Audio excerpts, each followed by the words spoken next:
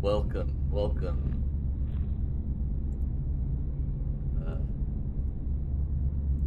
I feel like something is missing. Hopefully nothing is. Hello, Incandescent Clan.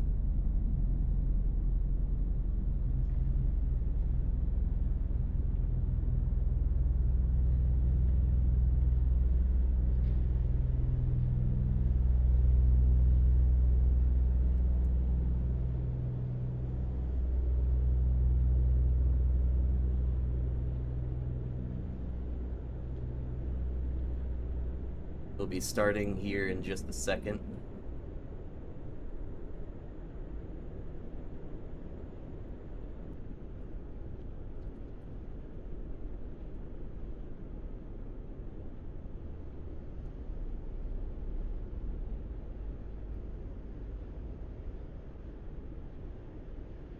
Hey, what's up, Donovan and Mike?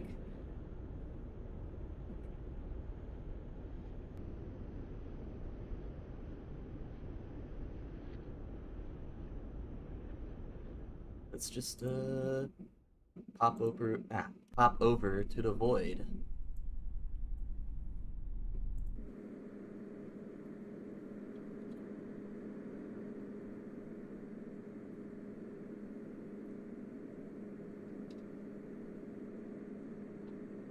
Some educational tape.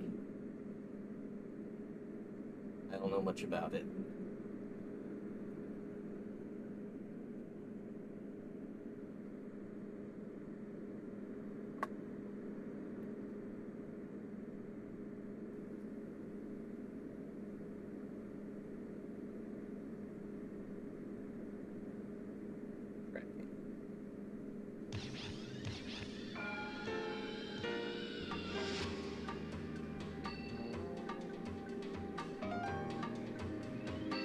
Psycho.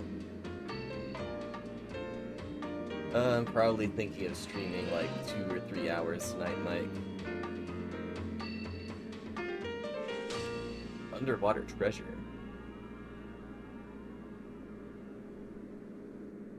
Hell yeah.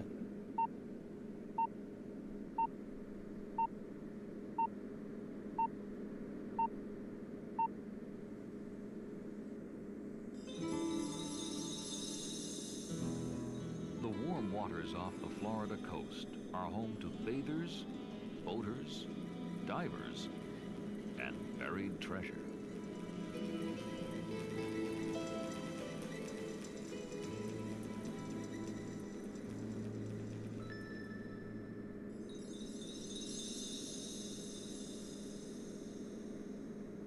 Hundreds of years ago, in 1622, the country of Spain owned this land, now known as Central and South America.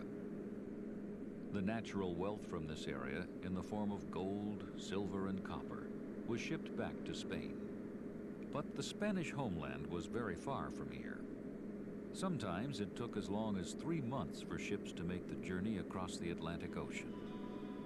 During the voyage, the ships faced rough seas, violent storms, and pillaging pirates. In 1622, Spain was ruled by a 16-year-old king named Philip IV. Today, he would be a high school sophomore, but back then, he had a lot of responsibility. His country was in the middle of a war, and wars were costly. The precious metals brought by the ships helped finance this war.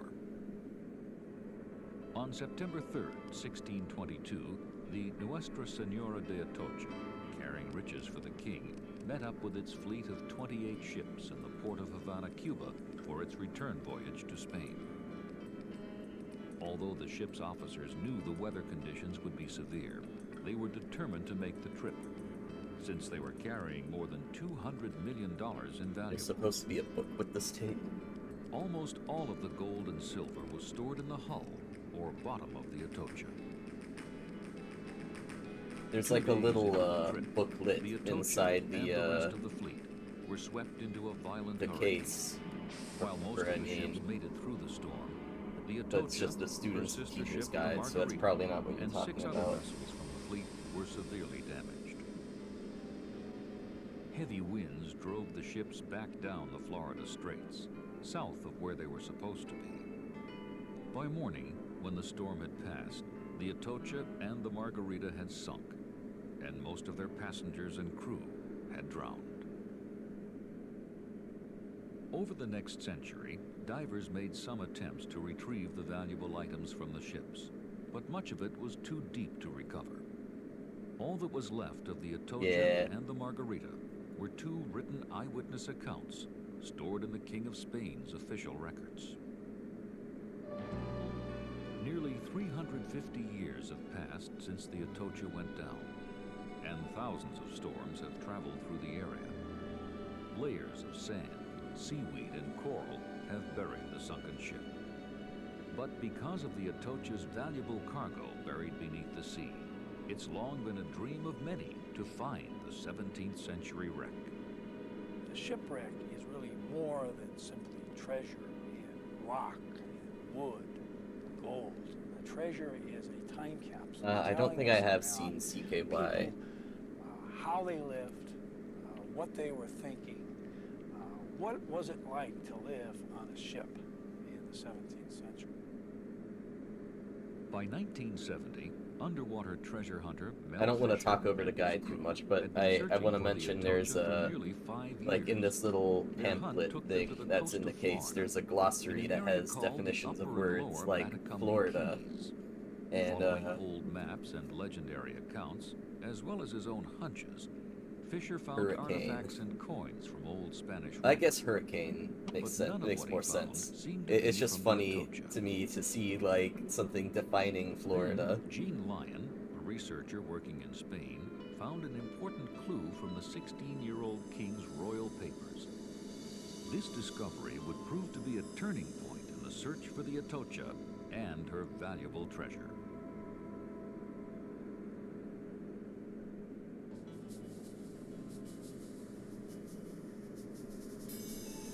In his methodical search of the old Spanish shipping records, Gene Lyon discovered a clue from one of the eyewitness accounts that no one else had been able to find. What Gene found out was that the name Matacumbe was really a generic name that the Spanish used for all of the keys, not one small little area that we Skeletor we slash associate Beastman. now with Upper and Lower Matacumbe. So Gene was able to put Mel in the general area. Based on this information, Fisher and his Nice. crew moved their operation away from the shallow waters of the Upper Keys to a new location 40 miles west of Key West, near the Marquesas Keys. The new search area was 20 square miles, an area as big as 12,000 football fields. Wow. Even though Fisher knew That's a in lot of general football terms where the fields. Atocha might be, 20 square miles was still too large to search without direction. To detect evidence of a sunken That's a ship, whole lot of Fisher and pigskins his there. crew used several scientific instruments. If the instruments indicated evidence of a shipwreck, the crew would begin an underwater search of the sea bottom. To help with their search, Mel Fisher invented a device called a mailbox. This elbow-shaped metal tube was placed over the boat's propellers to direct a stream of water down to the sandy bottom. The force of the water cleared large amounts of sand from the ocean floor, thereby exposing what lay beneath the top layers of sand. Once the sand had been cleared, the divers went down to investigate. To breathe underwater, divers need special clothing and breathing equipment. Before the 1940s, Always liked those old divers would diving have to be suits. tethered to an air hose above the surface when they went underwater. Kind of wish I could, But in 1943, like, actually wear with the one and go invention of underwater. scuba equipment, which stands for Self-Contained Underwater Breathing Apparatus, the divers could breathe and move freely under the water. Today, divers wear pressurized air tanks, a breathing tube, a face mask, a wetsuit, and fins on their feet. Once the divers reached the sea floor, they would continue their search with handheld metal detectors. Often the objects were buried, but by fanning away the silt and sand with their hands, divers could easily retrieve the artifacts. That's a lot of pigskins. By 1973, Fisher had found an assortment of valuable artifacts, which he believed to be from the Atocha. But the hull of the ship, containing the mother lode, or main treasure, still eluded him. Fisher realized that he would need a more systematic and scientific way to direct his efforts, so he called in marine archaeologist Duncan Mathewson to help him with his search. My goal was to discover the archaeological information about the ship, and as I told Mel Fisher way back when I first began working as a consultant, is that although he was interested in gold and silver, I was interested in the archaeological information. We were interested in the different things, but we realized that our goal was pretty much the same. We wanted to find the main part of the lower hull structure because that's where the vast bulk of the treasure lied. I am not going to try to do any Carl Wieser impressions. And it was also, of course, where the vast bulk of the archaeological information would be. As the project's archaeologist, Mathewson's tasks were to verify that the artifacts they had already found were indeed from the Atocha, and then to locate the sunken ship and the treasure based on the evidence he found.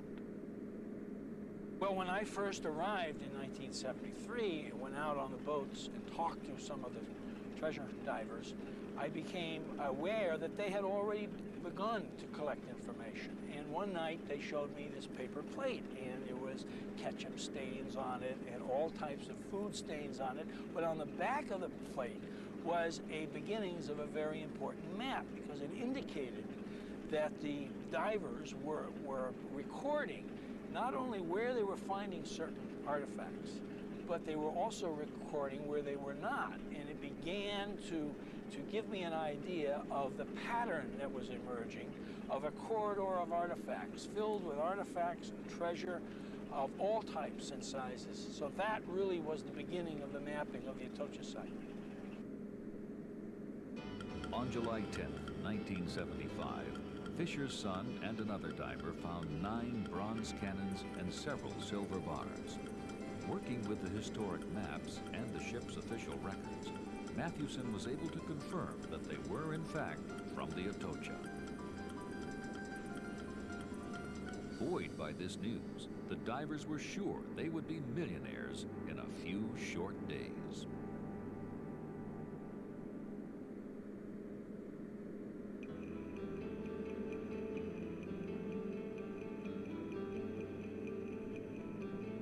Although the cannons made them think they were close, it would take another 10 years of hard work, money, and archaeological research until they found the mother lode, the main portion of the ship's treasure. What was real important to understand what happened was not so much the artifacts themselves, but the relative positions of those artifacts. And by training the divers to map and measure, like archaeologists, we were able to put together a complete picture of the artifacts that would have been used together by the people on the ship before the ship sank. We were able to identify the artifacts that one would find in the stern castle, for instance, where all the rich passengers lived. Of this graphic By looking here. at the evidence, the artifacts, Mathewson determined that after the first storm sank the Atocha, a second hurricane, 1 month later, broke apart the ship. The second storm pushed 2 parts of the ship, the stern castle and the gun deck with its 9 bronze cannons, slowly to the northwest. The lower hull, with its treasure cargo, remained in its original position at the bottom of the ocean. And a trail of bronze cannons, silver coins, and gold and emerald jewelry formed along a 10-mile-long path.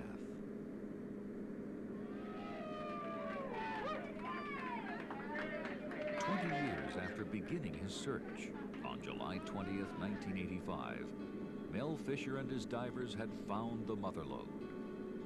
Popping up from above the sea floor were the wooden boards of the ship's hull, and resting nearby, almost exactly where they had sunk 350 years ago, were the water-soaked treasure chests of silver, gold, coins, and beautiful emeralds.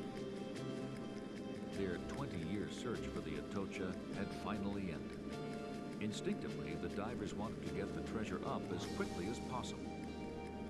as soon as they found it, they wanted to whip everything off the main pile, as they called it, as quick as they possibly could. But that was not really the best way of going about it. Archaeologically, we had to slow down. Archaeologically, we had Don't to you also have to move slow the down, mailboxes like, off from the a main part diver's of the site. standpoint, We or had to else you bring get in the airlifts. bends? We had to map and grid off each part of the site as we methodically recovered the artifacts. I mean, I know So they're we not had to that be deep very down, careful. We probably, didn't but like, destroy the record I haven't been paying we were trying to 100% preserve. attention, but I'm just imagining, Before like, the items could be brought up to the surface, somebody Matthewson finding and his team placed treasure a under grid the over ocean and then entire getting really wreck site. excited and, like, jetting back up to the Each square of surface the grid was numbered and and dying from the photographed. bends.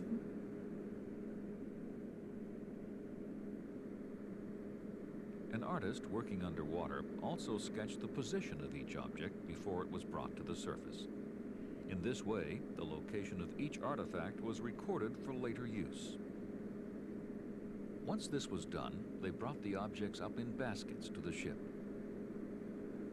First, they were stored in a saltwater bath to avoid exposure to the fresh air. Next, they were cleaned and restored at Treasure Salver's laboratory. The silver coins were placed in an electrically charged chemical bath to remove the years of exposure to salt, sand, and barnacles. The silver bars were treated in much the same way. The pottery sherds were reassembled and restored as well. Despite years of storms, some of the olive jars were even found in one piece. The final step was to catalog and record every item. Forgive me for not being extremely talkative or Although Mel Fisher and his replying to treasure every salvers had message. found the Atocha, I'm many other had to groups get of up at people believed that 6 they this too morning. had a right to the treasure. go to work The state of Florida claimed ownership because the vessel was at found the in goat state factory. waters. The federal government argued along similar lines. In the end, after years of legal battles, the courts found in Fisher's favor, and he was able to keep most of what he had found. Who do you think was entitled to a share of the treasure? Fisher and his investors? The United States government? The state of Florida? Or perhaps the treasure's original owners, the government of Spain? As for the rest of the artifacts, do you think they should remain in a museum or be sold? What makes items from the 17th century, like a pocket It's a tough watch, question. a pen, or a nautical compass, valuable? The retrieval of artifacts and archaeological research on this site is still going on. In fact, 10 years after finding the mother lode, divers are still finding pieces of the past, which are filling in the gaps in the archaeological puzzle. The work is detail-intensive, but gratifying. What if shipwrecks could talk? What could we learn from these archaeological treasures? The Atocha has spoken, and because wrecks of the could cooperative talk, work of marine archaeologists we'd have a and hard shipwreck time salvers, understanding them it's because of still them being possible to underwater. hear from the voices of the past.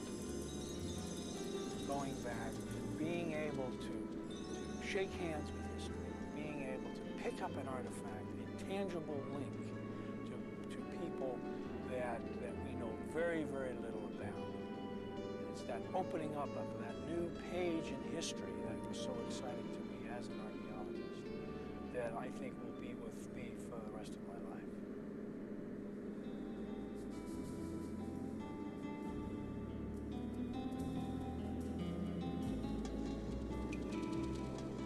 Thank you, all those people.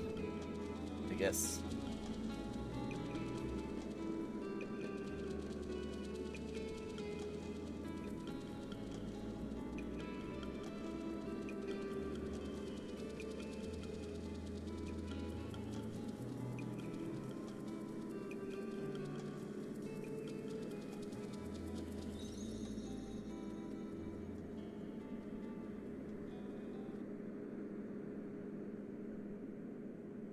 Alright, so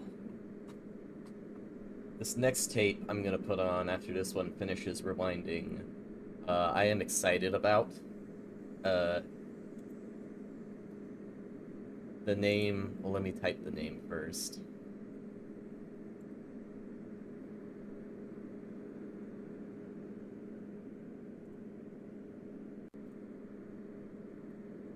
By the way, I finally got a better converter, so hopefully it won't be flashing blue every 2 seconds if there's a particularly degraded tape.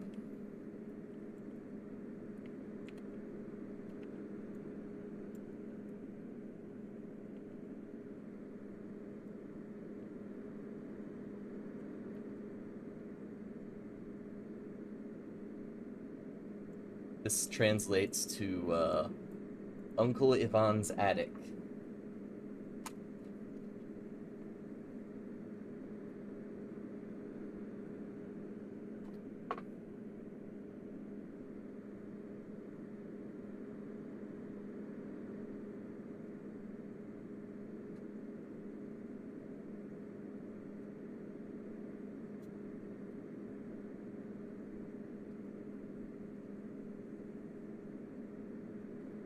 It won't be in English.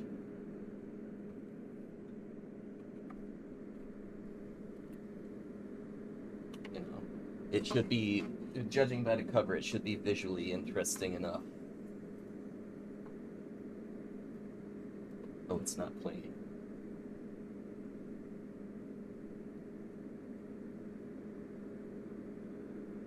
Is it playing?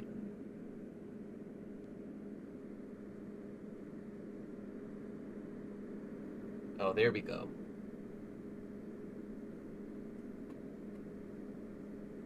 That sign doesn't affect me because I can't read Spanish.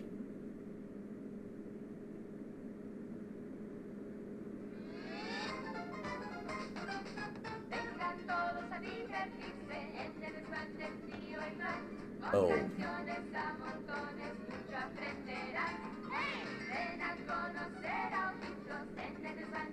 That,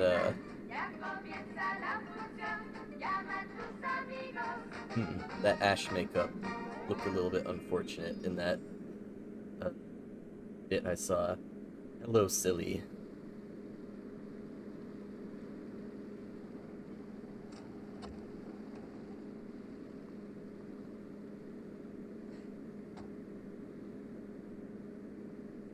Hola, soy el tío Iván. Hola. Bienvenidos al desván. Uy, está lloviendo a cántaros afuera. Uy, no. Hay una gotera en el techo. Vamos Pick this up a little bit. Ya sé, le ponemos una olla. Eso es. Ya después me encargaré de taparla bien. The puppets are pretty good. ¿Oyen la lluvia? Suena como si hiciera música. Escúchenla. ¿La oyen?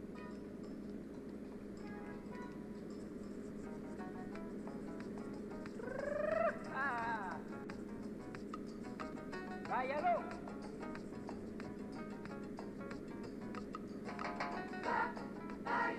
Oh, hell yeah.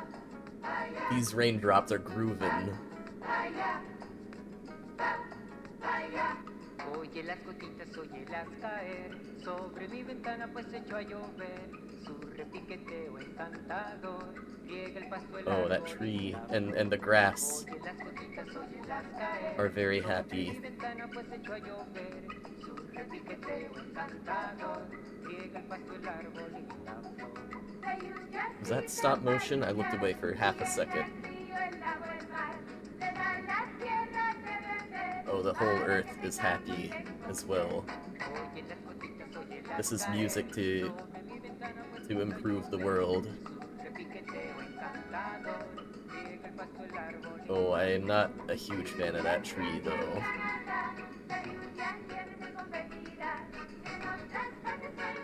It is a bop.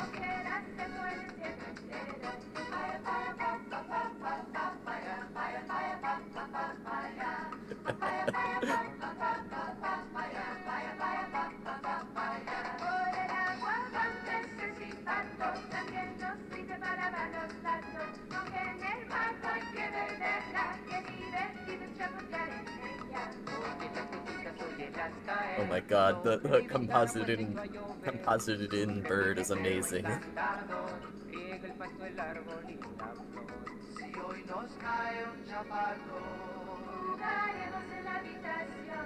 Adiós, gracias por el agua.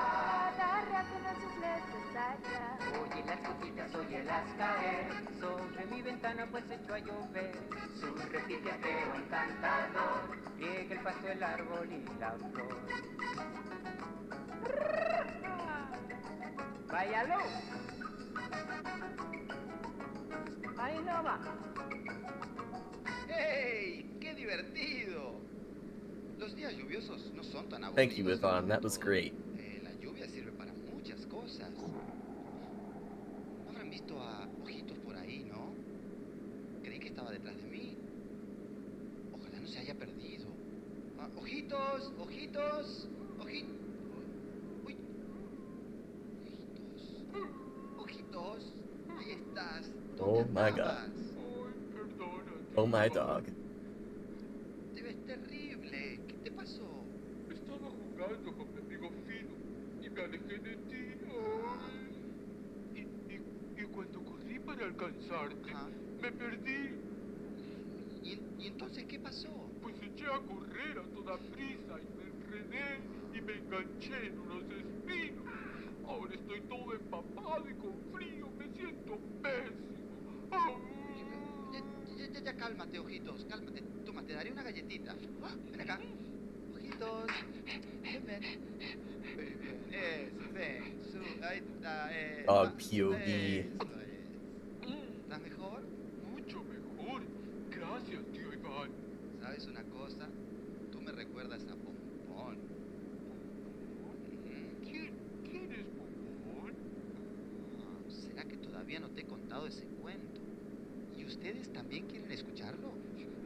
Ojitos, ¿qué tal si nos vamos al cofre de los cuentos? Bien, vamos. Aquí está, Ojitos. Por acá. Había una vez una ovejita que tenía la mala costumbre de apartarse del rebaño. Un día se metió en un gran lío. ¿Listo? Sí, listo. Muy bien. Ahí va.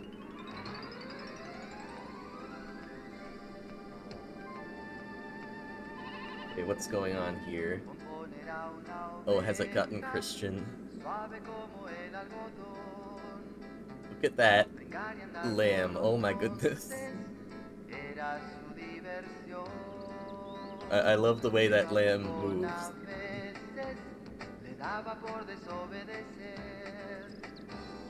Preocupado el buen pastor le advirtió diciéndole: hey, Pompón, ven para acá.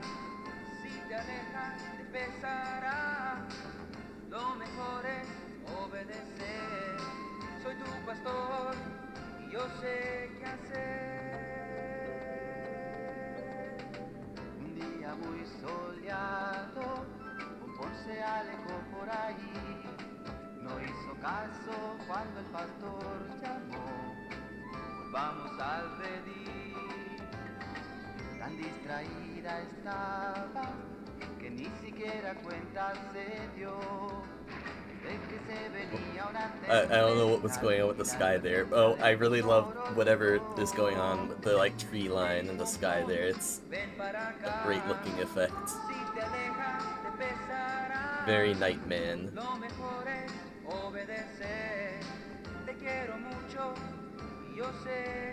Yeah, that is pretty much how I get to work every day.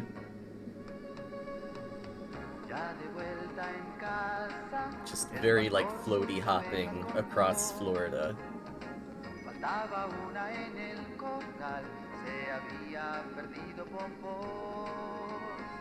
Deprisa fue a buscarla en medio de la gran tempestad. Preocupado el pastor rezó que nada malo le fuera a pasar. Ay, Pompón, ¿dónde estarás? Ay, Pompón, respóndeme ya. Te extraño, ¿a dónde te has ido? Well, Glimdag themselves isn't taped to the TV, Katie. It's you know, just something to remind me of Glimdag, because they're mostly just interested in games. I've tried to get them to watch VHSs with me, but they just scream at me like, "Where's the games?"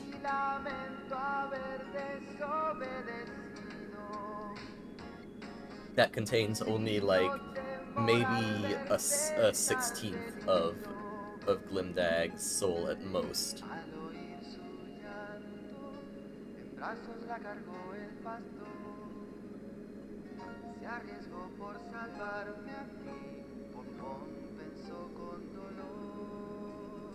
Y sabes una cosa, esto la ayudó a escarmentar. Se volvió una oveja fiel que a su pastor aprendió a escuchar. Hey, Pompón, ven para acá. Si te alejas te pesará. Lo mejor es obedecer. Soy tu pastor y yo sé qué hacer, Pompón. Ven para acá. Si te alejas te pesará. Lo mejor es obedecer. Soy tu pastor. Donovan's still salty about that time I trapped his soul in a pumpkin. Y yo sé qué hacer.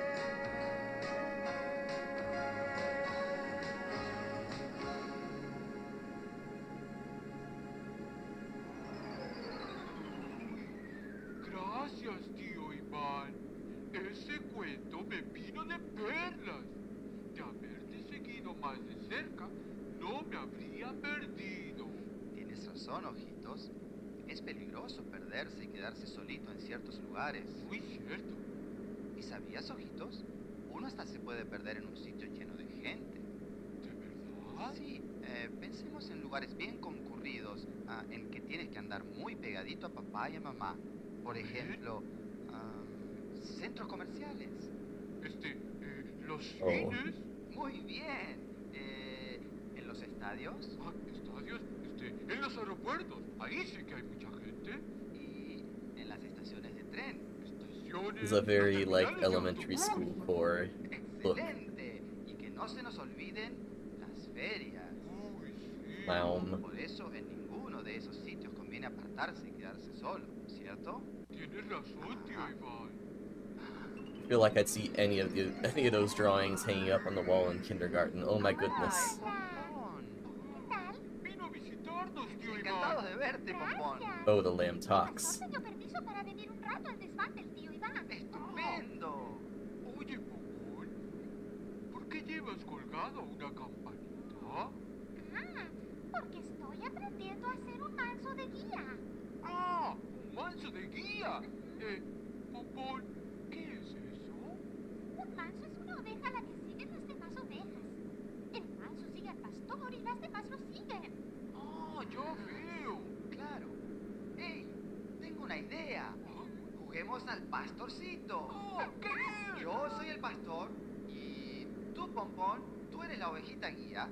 Muy bien. Y tú, Ojitos, tú eres el cordero. Uy, sí. ¿Quieren? Yo quiero ser el cordero. Muy bien. Voy a agarrar mi flauta. A marchar todos juntos, se ha dicho. Y ustedes marchen con nosotros también. ¿Listos? ¡Listos! ¡Fila india! ¡Atención! Y... ¡Bueno! ¡Vamos! ¡Vamos! Very poopy leg dance. ¡Sigan marchando! ¡Es ¡Vamos! un, dos, uno! ¡Parte más! ¡Vamos! Soy el pastor, o el cordero. ¡Más! ¡Más! Vamos, Pompón, sigue marchando.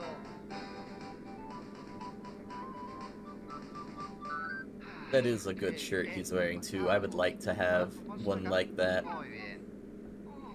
Para mí que las ovejas lo pasan muy bien. Claro. Es I'd prefer it to be more like Nos damos green unos and or paseos blue como though. praderas. Comemos toda la hierba que queramos. Tenemos cantidades de amigos en nuestro gran rebaño. Y una vez al año, Crazy cuando Cattle la lana se 3D nos pone bien IRL. larga, They made a movie out of it. Can't believe it. a eso le llaman trasquilar. Trasquilar. Ah, sí. Y la lana sirve para hacer un montón de cosas, como bufandas y... Ah, sí. También sirve para hacer mantas, frazadas, prendas para abrigarse De todo tipo, suavecitas y calentitas. Ah, yo no sabía qué hacían con la lana. ¿Lo sabías, ojitos? Pues claro, los perros pastores somos muy, muy listos. Hay que ser listos para contar tantas ovejas. Es más, yo las puedo contar de 2 en 2. Ah, Ojitos, ¿te sabes la tabla del 2? Oh, sí, 2 por 2 son 4. ¡bravo! 2 por 3 son 6. Muy bien. Y 2 por 4 son 8. Ojitos, pero qué bien. Estoy orgullosísimo de ti. Y dime, ¿también te sabes la tabla del 3? Oh, la tabla de 3. A ver, 3 por 1, 3. Bien. 3 por 2 son... Ay, 6. sí, cierto, es 6, Claro, muy cierto, es cierto. Y 3 por 3 son... ¿Qué pasa, ojitos? Uy, caray, creo que se me olvidó la tabla del 3. Uy, no te preocupes. ¿Sabes? Dime. Hay una canción para aprenderse toda la tabla del 3. ¿De veras? ¿Te la enseño? ¿Cómo En no? realidad la podríamos aprender todos juntos. ¡Genial! Pero antes les propongo algo. ¿Por qué no nos vamos al guardarropas? ¡Uy! ¡Qué bueno! ¿Quieren? ¿Nos metemos? Vamos pues. Sí, vamos. ¡Ey! ¡Espérenme! Tío Iván, ¿y de qué vamos a disfrazarnos? Pues ojitos, como es música rock, podemos disfrazarnos de rockeros. Vamos, Pompón. What's going on in the Bien, a ver qué pasa. closet there? Oh, okay, that explains it. ¿Ves? Oh my goodness. ¡Ey, mírennos! ¡Salió bien, tío Iván! ¡Que empiece el rock and That is roll! a shirt and a half right there. Pompón y ojitos, vamos. ¿Y ustedes? Personally, I would prefer more, oh, we're learning math. Personally, I would prefer more of it be covered in patterns. But, you know, I think that is quite a statement there, having that much white space. 3 por 5, 15. A toda prisa corre el lince. 3 por 6, 18. A ver, ojitos, te toca a ti. A ver, sí, eso. Eso, eso. Vamos. Ya sé. 5 es el The shades are great too. 3 por 7, 21. A ver, Pompón. Vamos. A ver, Ya. 21. Toma todo el desayuno. ¡Bravo!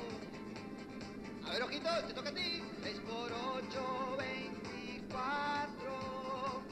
A ver, vamos. I would also like those sunglasses. Vamos juntos al Maybe more than the shirt, because again, like, I would prefer more pattern on the shirt. Mira todos tus But I do respect the way the shirt is. por 10 son 30. Si no limpias me doy cuenta, ¿cierto? 3 por 11, 33. A ver los dos, ojitos y Pompón. ¿Listos? Presta ayuda donde estés. ¡Bravo! A ver, ojitos, te toca a ti ahora. Vamos. 3 por 12, 36. ¡Vamos! Eso, vamos, sí, vamos. 36. Ya, vamos. 6. Ah, ya sé. Compartir lo ganaréis. ¡Bien! ¡Bailen con nosotros! ¡Vámonos! ¿Regresamos a guardarropa? ¡Vamos! ¡Vengan! ¡Perfecto! ¡Listos! ¡Muy bien! ¡Metámonos otra vez! ¡Por acá, ojitos! ¡Pompón! ¡Fantástico! Ya no sabemos la tabla del 3. ¡Qué bien! ¡Ya volvemos! ¡Chao! Thank you, Uncle Ivan. I did not know math before this. I had no idea what 3 times 18 Acá was. estamos, ojitos. Tío Iván, qué divertido. Sí, divertidísimo. Yeah, I guess you could iron a design onto that shirt. Pastor, tengo que irme. Gracias por venir, Pompón. Gracias por la invitación. Ah, y no se te olvide saludar a tu pastor de nuestra parte, ¿de acuerdo? Hasta la vista. Chao. Chao, Pompón. Oye, ojito, ven acá. Adiós. Adiós. Ahí va, brincando por los bosques. Qué bueno que haya venido Pompón, ¿no creen? Y tenemos sorpresas a granel en el desván del tío Iván. Ojitos, ¿te sientes bien? Pero, ojitos, ¿no te estarás enfermando? Ay, tío, me temo que hoy pesqué un catarro por mojarme en la lluvia. Y tengo la nariz tapada. Ay, pobrecito. A ver, ¿qué te parece? ¿Por qué no vamos a tu rincón favorito sobre el piano? Te acurrucas bien abrigadito y Imagine te muestro dancing. algo. ¿De acuerdo? ¿Quieres? Vamos, ven, ven. Vamos, vamos. por Not acá. be me. Te sentirás mucho mejor después de este descanso. Ponte donde más te gusta sobre el piano. Mira lo que tengo. Una almohadita. The way the dog just flops Ahora, is pretty great. ahora,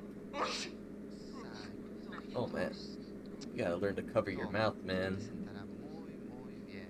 ¿Estás cómodo? Sí, gracias. Qué bien.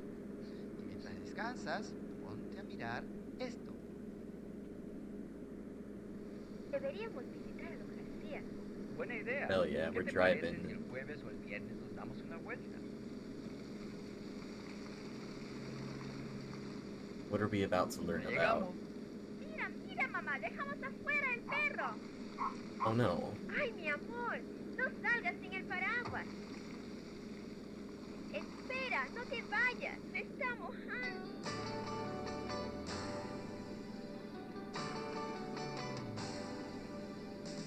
Hell yeah.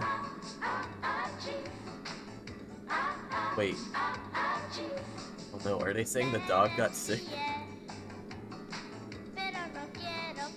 No, okay, the kid got sick. Al estornudar, me taparé la boca y la nariz, perdón.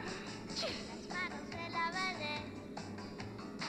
Es mala educación, no es sudando. Me resfrié, así descanso me sentiré mejor. El cabello me lavé una vez. This is definitely the catchiest song about getting sick I've ever heard. Ten cuidado, no salgas. No le hice caso y ahora me quité. Ooh, I could do without that noise. And that. I could really do without that. Estoy con tos, pero no quiero contagiar a nadie. Me ha dado tos, me taparé la boca y la nariz, perdón. Las manos me lavaré. Es mala educación, no se le alguien. Estoy con tos, mas si descanso me recuperaré. Justo ayer mamá me recordó antes de salir. Juan, abrígate bien. I do like it when they show someone sneezing and it's like that clap sound or drum sound. But I don't like the actual sneezing and coughing sounds.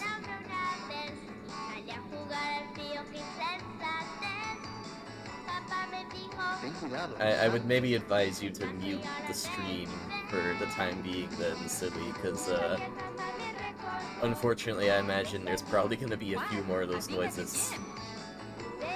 Unfortunately for me.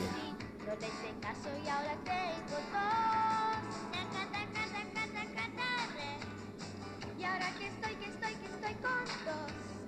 Ahora sí que sé que papá y mamá solo querían que no me enfermara, solo querían que no me fuera a resfriar.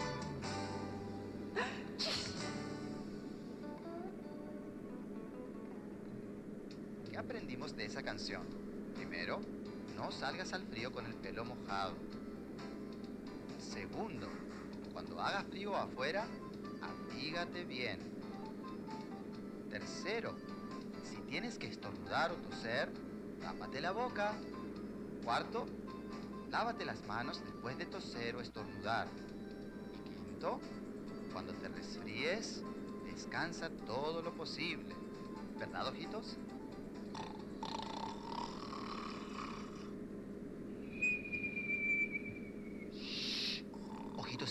aprovechando para descansar. Dejémoslo dormir. Le demostraremos consideración. Consideración, palabra difícil, consideración. Ahí está Conejín Palabrín. Consideración. Who's Hola, this Palabrín. ¿Qué tal, tío Iván? Uh, Caray, qué palabra wacky difícil. character? Sí, es una palabra difícil, pero ¿qué significa? Un minutito. Consideración, amabilidad, pensar en los demás Ajá. y hacerlos felices. Por ejemplo, ayudar a arreglar la sala. O dejar que tu amiguita tome el mejor Okay, we pedazo got de cleaning, postre. we got sharing, O abrir la puerta we got delante de tu mami. Gracias, open the door Palabrín, for qué your buenos mom. ejemplos. Ahora sabemos lo que significa consideración. Con mucho gusto. Y cada vez que Hell necesites yeah, el silly. significado de una palabra, yo apareceré. Encantado. Hasta luego. Chao, chao. Casino, Parece que Ojito sigue durmiendo. Luigi Rabbit. Hagamos algo bien calladitos para demostrarle I don't consideración. remember exactly what poker dealer Luigi's outfit looked like, but I'm just imagining Traigamos it la is that pizarra now. y la ponemos por aquí, donde puedan verla. Y ustedes en casa tomen papel y lápiz y les diré qué dibujaremos. ¿Qué tal una ovejita simpática como nuestra amiga Pompón? ¿Listos? Empecemos haciéndole una carita muy bonita. Así. Y unas What are you orejitas. drawing here? Si quieren las pueden colorear. Acá le hacemos una peluquita como una nube. ¿Qué tal unos ojitos que nos den una mirada muy linda? Tiene una naricita simpática y la haremos sonreír. Porque Pompón es una ovejita Okay. muy alegre, ¿no es cierto? Le ponemos cuello. Are we now learning how to cuerpo draw en a forma de sheep in nube. Así. Ivan style? Por aquí, unas patitas. ¿Se acuerdan cómo andaba brincando por los bosques, feliz de la vida? La otra por este lado y le añadimos sus pezuñas. ¿Qué le falta? Ah, la cola. Ahí va Pompón. Oh, hell yeah. Ah, eso me recuerda. Ya va siendo hora de que nos despidamos. ¿Le echamos una mirada a Ojitos a ver cómo está? Vamos a verlo. Ojitos, ¿cómo estás? Ojitos. Ay, Ojitos, se te ve mucho mejor. Me siento estupendo. Dormí requete bien. Fantástico, Ojitos. Me dormí contando ovejas de 3 en 3. Magnífico. Eso quiere decir que ya te aprendiste muy bien toda la tabla del 3. Sí, sí. Me alegro mucho de que me la hayas enseñado, tío Iván. ¿Y sabes otra cosa, tío? ¿Qué? Que aprendí a quedarme muy juntito a ti en lugar de irme por ahí solito. ¡Qué bien! Y aprendimos lo que se debe hacer cuando nos agripamos. Sí, y aprendimos lo que hacen las ovejas. Sí, uy, la pasamos muy bien, a pesar de que estaba lloviendo. En fin, You tenemos can't, que irnos. you can't, Sí. if you can't understand Palabrín. Spanish, they're actually talking Ya about nos vamos, how to Palabrín. properly use forest trash in this segment. Tremendo. Todos para abajo. Ustedes primero. Adiós. Pues chao, chao. Enseguida los alcanzo. Gracias por venir al desván. Fue muy lindo tenerlos con nosotros. Voy a apagar las luces. Hay que ahorrar. Muy bien. Ya voy, Ojitos y Conejín Palabrín. Hasta luego. That's good. Hasta la vista. Interjection dog.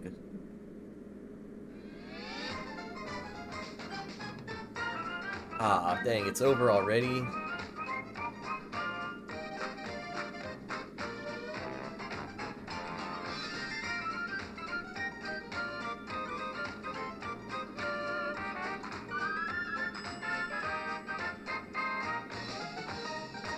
Well, yeah, thank you, Uncle Ivan. That was, delightful. Except for the coughing noises. Ooh, I don't know if I should have those up on stream.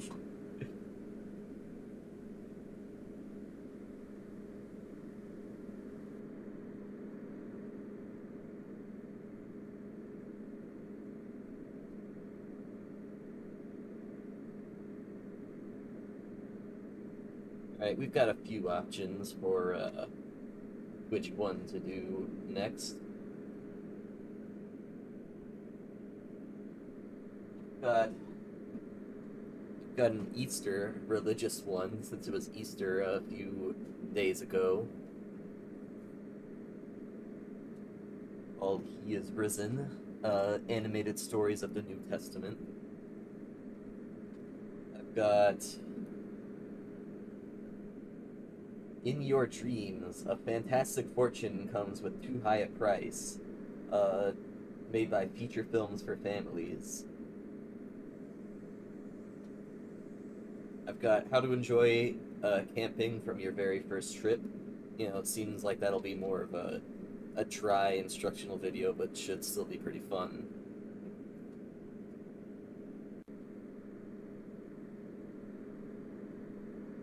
Out of those three, what are we feeling? Is that the one with Tim Curry's hero? What, the In Your Dreams? Oh no, the animated stories from the New Testament, that I don't think has Tim Curry in it. Could be wrong.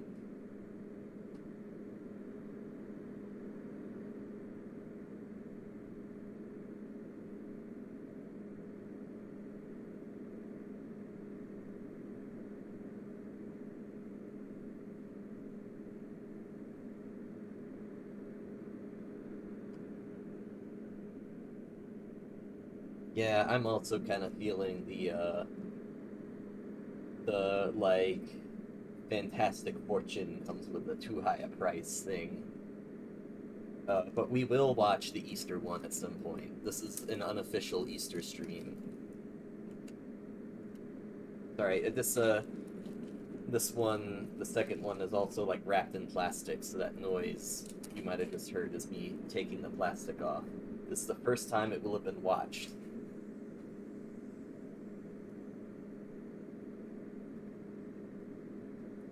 Can I throw up the pool? You know, I've never done that before. Let me see. Oh yeah, I can.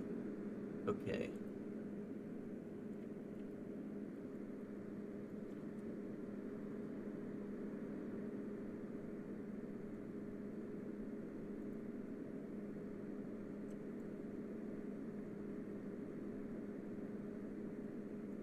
Apologies for typing sounds.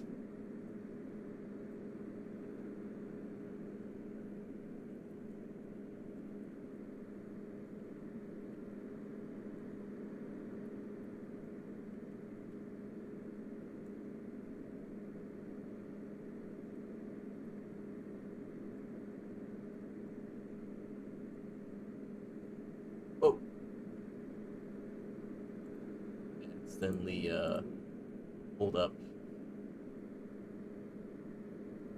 You know what? I accidentally typed enjoy coping somehow. I'm just gonna leave it like that.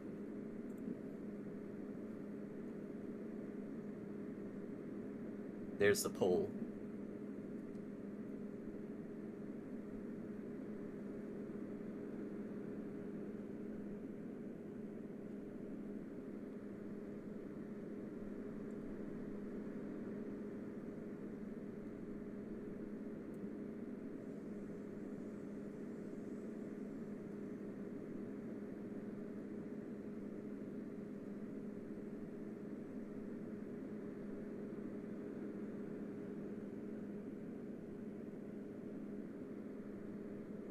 I'll just let that poll run for about a minute.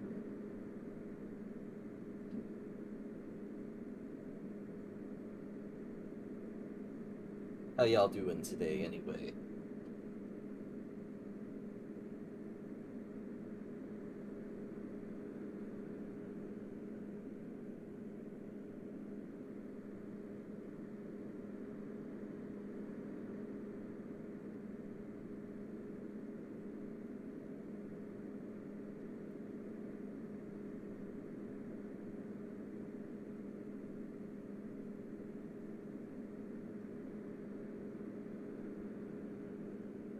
Welcome back.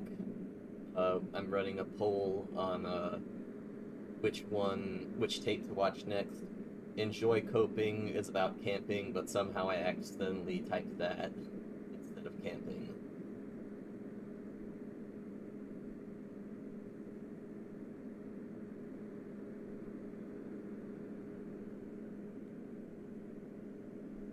about to end the poll in seconds.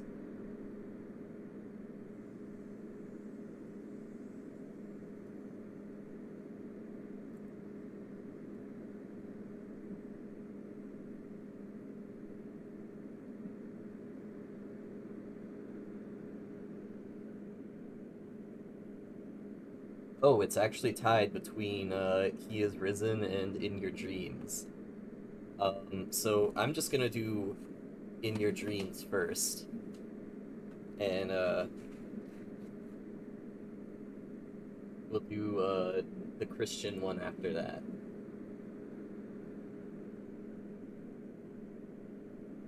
Oh, In Your Dreams is pretty long. It's like 85 minutes, so I don't know if we're gonna watch the whole thing. But we will watch at least some of it.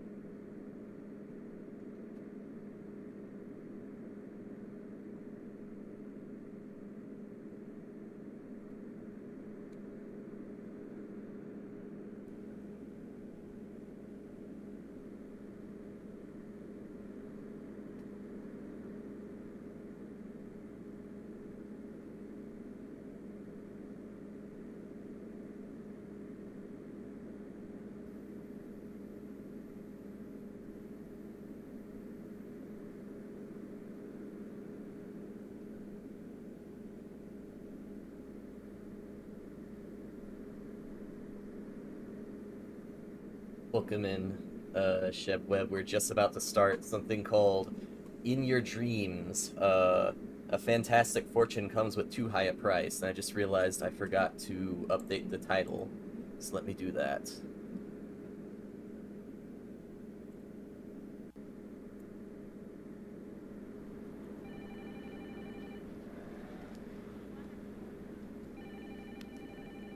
Got a car.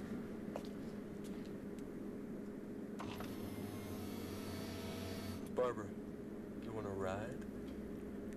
Justin, what are you doing in here? I'm thinking of buying a car. Come here and hop in.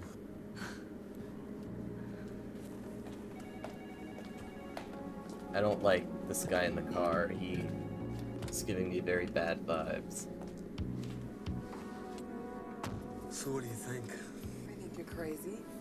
You can't afford a car like this, Justin. You can't even pay your taxes. That was yesterday. This is today. Oh my god. Where did you get all of that? I bought a few shares at AgTag last week and then I sold it. This is my reward. And you already knew about their merger before you bought the stock. Of course I did.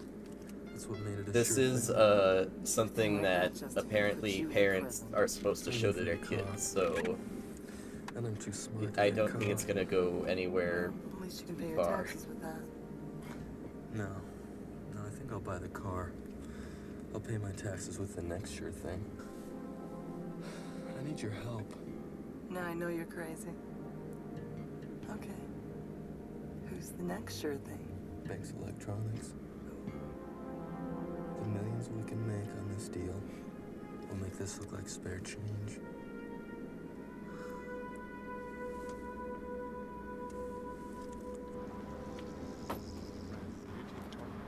Mr. Banks! Lord. Justin Maddox says he's ready to issue the stock now. Name is Are you Mr. sure Banks. everything is set, Art? I can't afford to Peak have anything go writing. wrong. I've covered everything I could think of. I think we should proceed.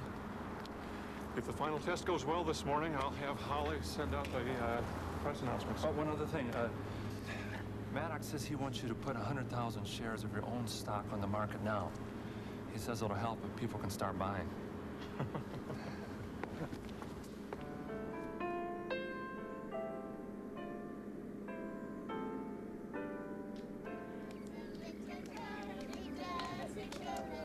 Oh, it's In Your Wildest Dreams. Doesn't say that on... Oh, wait. Okay, no, it does say that on the cover. It's just written in a completely different font. It's kind of hard to see. That's what he relates. But when they wait and see all of the Ferrari And when the tires all of the heads will turn. Oh, Holly, we gotta get Katie to your dad's lab. Come on, little sis, let's go. We're in a hurry. Come on.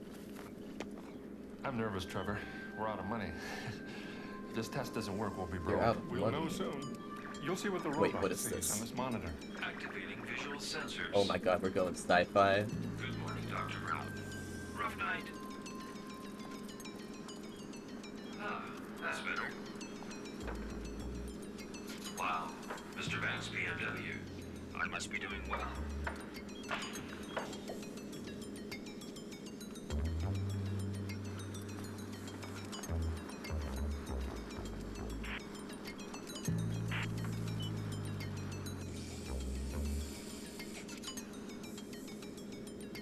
3-person patty cake does seem very complex, yes. Good morning, Katie. Do you see the car we're driving?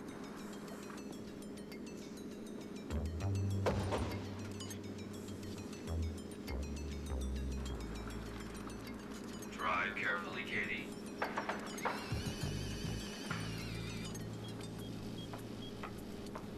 Is that your driver?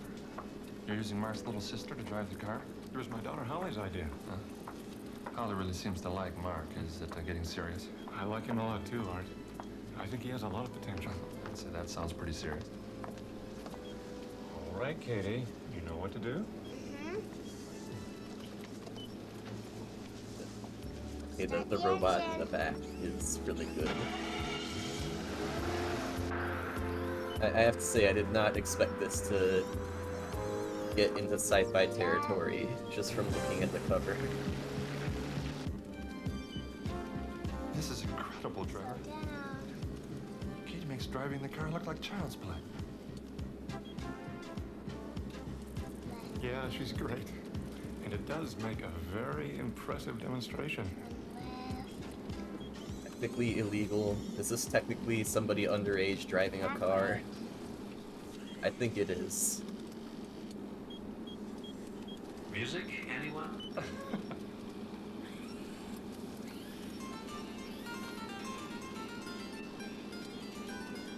He's a great driver, Art. Never Nice, impatient, like, never breaks a law. electro-medieval, In fact, since he scanned the like, state driver's manual, he frolic probably teach music. driver's ed. Right lane. A very smart robot. Katie, ask the boss how we're doing. You're both doing great. Next stop, the Indy 500. Well, I didn't say I was gonna snitch, silly. I'm just saying what it is. I think we're ready. We're about to put Banks Electronics in the history books. I would trust this more than a Cybertruck, yes. Car back in there. Okay. Stop. 100 times more. Wow. I'm beginning to see what this will do to the value of our stock. The value of our stock. Well, it takes place in Ohio. Sleg bag! Oh, I saw girl sleg bag. You just say girl sleg bag. Oh, ladies, please direct your attention to the left and check it out. Oh, you mean that red car? Hold on for a short detour. Mark, you know, I know. I know. I know for a fact that you see one of those things at least once a week in the Ferrari showroom. There's plastic all over your wall at home. I know, but it's not the same as seeing one roll down the street. Every time you come around, I feel my life turn upside down. Oh, what you do? I'm into Beamers. Beamers? Dad's You said BMW. beavers for a second, just like... I am a big fan of that animal, the beaver, out of nowhere. Things are never as they seem, so be careful what you weigh.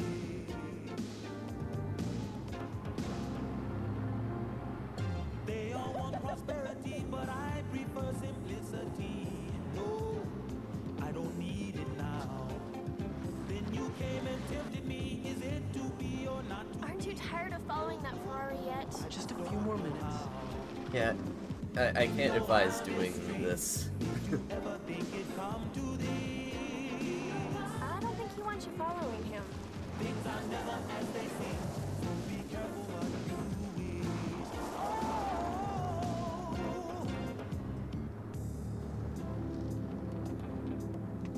It's kind of a strange place for a Ferrari. Yeah. Maybe he's lost. Well, if he isn't, he's gonna be.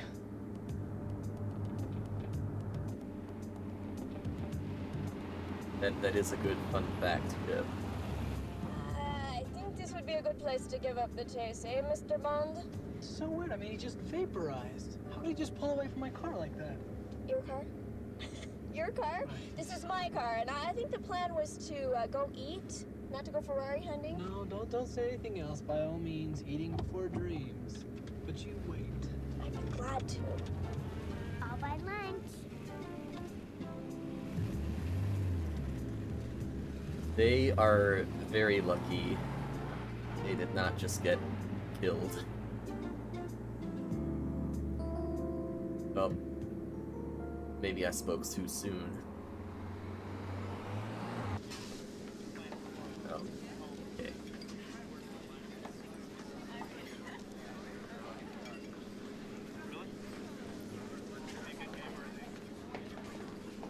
Don't you ever get tired of eating here? Absolutely not. People who are making their mark in the world are eating here, Holly. No pun intended. Achievement begets achievement. If you want to be a success, rub shoulders with people who have been successful. Speaking of success, you should see the house he lives in. I've seen it. Most, Only like, 4 years ahead of us in sleazy-looking school, man he's possible. making over 200 grand a year. And at whose expense?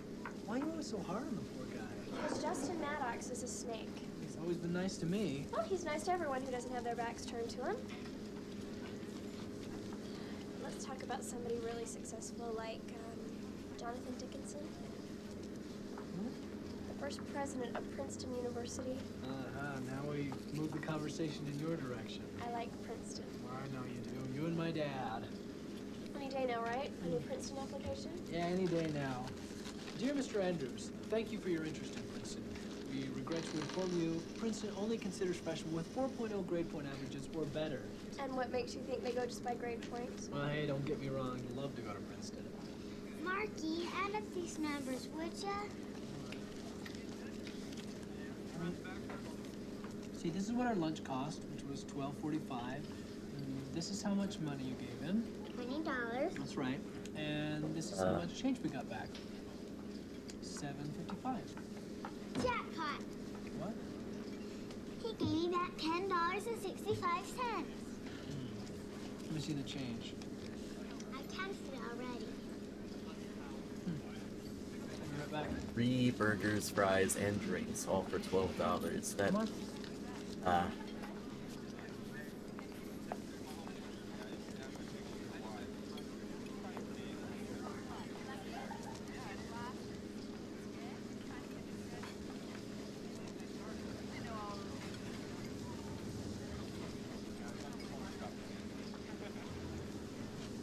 Don't wave at the sleaziest man to ever exist, please.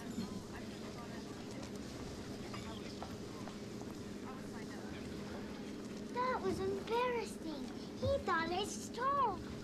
Oh, he didn't, Katie, because you didn't steal. You did the right thing to turn the money back. You did, Jimmy. No, we did it together. But he made the mistake. That's right. He made the mistake, not you. But it doesn't matter who makes the mistake. It doesn't matter if it's a dime or a dollar or $1 million. The main thing to remember is it's never right to benefit from someone else's mistake. You gave the money back, and I'm very proud of you.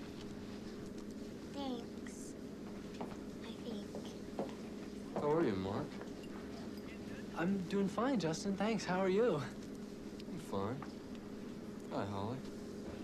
Hi, Justin. You know Barbara Wood, don't you, Mark? She works in our office. Yeah, sure, I do. I've seen you. I mean, noticed you, I mean when I've run stuff over to your office. It's nice to see you again, Mark. So you're Princeton Tiger yet? No, not yet. Well, that's no big loss if you don't make it. College is 4 years of spending instead of 4 years of making, I always say. Well, I'll see you around. Yeah, okay. See you later. Hey, Piz.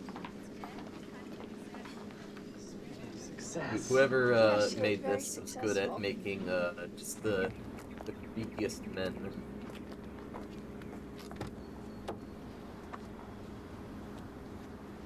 Let's go. Get in. I can't believe you, Justin. What are you talking about? Holly Banks? What about her? You're on your way to meet that man from my father's company so you can cheat him out of millions Oh of wait, dollars. this is the same guy from the beginning? You're talking to her and you're smiling I just at her. realized, huh. Trying to make I points guess he with her? grew You're more jealous. hair. No. I just can't believe how cold you can be sometimes. Practice. Practice. Practice. Come on, get in. I'll take you to the office on the way there.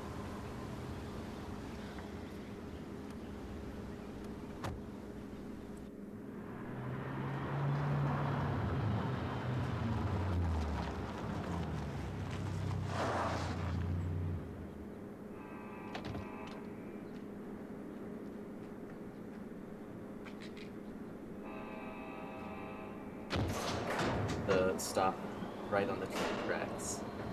Always good.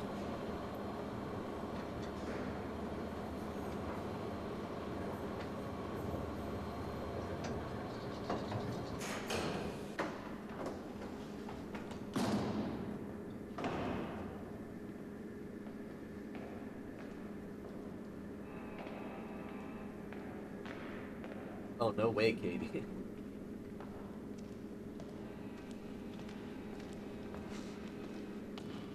Art, this is a little dramatic, don't you think?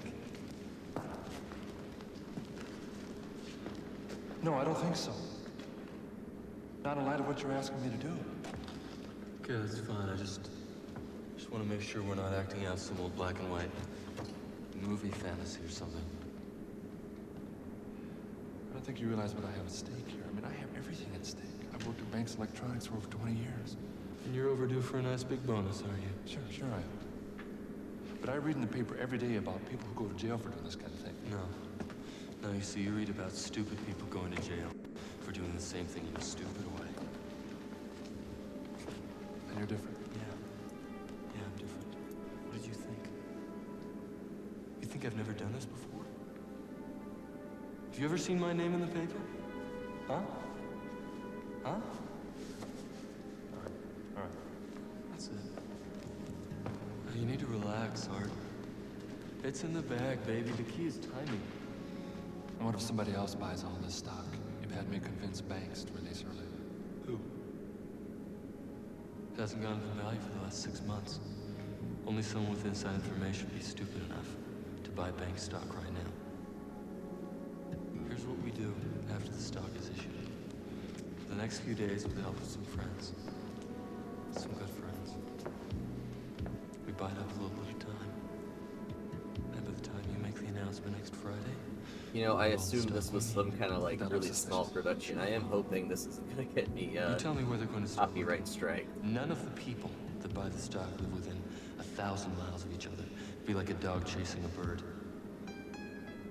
What's important for you and I to remember is that we don't try to do everything in a hurry. So you don't mix greed with speed, Art. It's exactly what's kept me out of trouble. I guess I just needed a little reassurance. It has an IMDb page. Now, as much as I'm enjoying our I'm little not too chat worried, and though. These elegant surroundings, I have things to do. Does Banks sign the authorization to issue the stock? Yes. You send their authorization over to me by run of this afternoon. Fine. Make sure the bag's locked, okay? You can't trust anybody these days. Should take your wife for a little drive this weekend. Start looking at some nice big houses. Get some nice big houses. Maybe ones with some big attics. So we could have like some guy singing and dancing with a bunch of puppets up in there. That sounds real nice.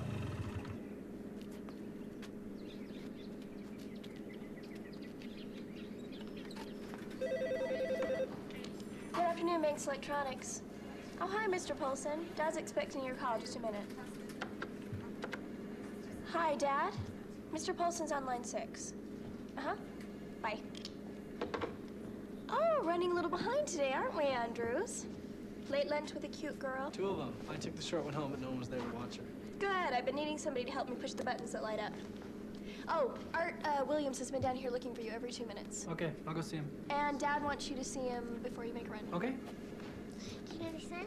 Yeah, you know, I'm a real big fan of interjection dogs, so we're definitely gonna get one of them to live up in the attic with my singing and dancing man. This is every sleazy man's dream. Hello again, Holly. You're looking very good today. I meant to tell you that at the restaurant. Hi, Justin. What can I do for you? Oh, you're supposed to say thank you, Justin. You look very well yourself. Excuse me. Hit it. Good afternoon, Banks Electronics. Yeah, thank you. I'll transfer your call out to the factory. I'm sorry, you were saying? Yeah, this is like an hour and 25 minutes long. Today. When do you go on break? I've already had it. Well, that's too bad. I was going to offer you a spin in my new wheels. Look, Katie, another red car. Cute. She's into Beamers. It's your loss.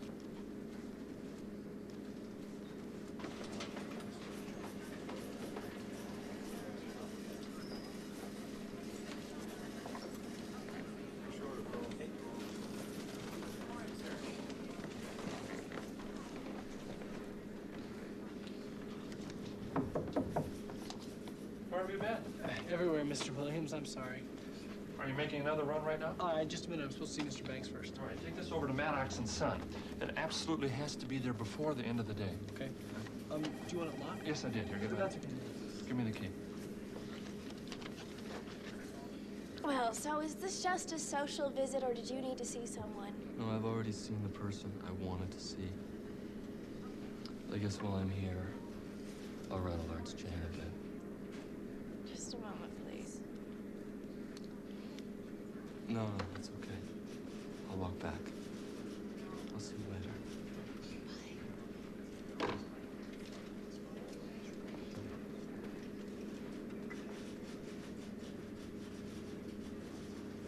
It isn't the route most people are taking, but that doesn't mean it isn't better.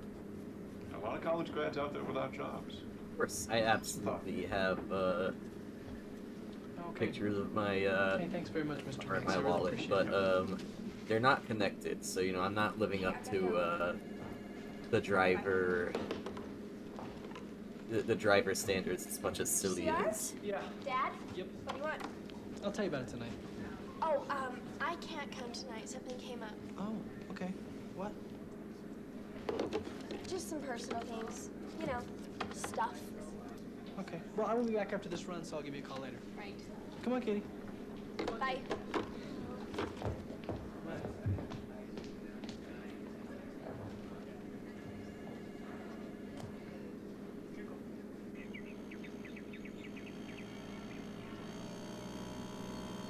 Oh my god, I thought that motorcycle noise was just intensifying VHS Mia, bugs for a 2 in second. one day. Must be a sign. Me and Holly are impressed to know. Boy, do I know.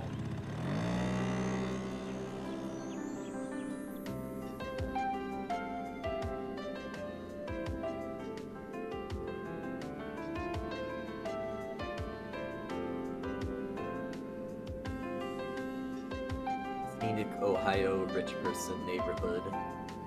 Or back then, maybe upper middle class.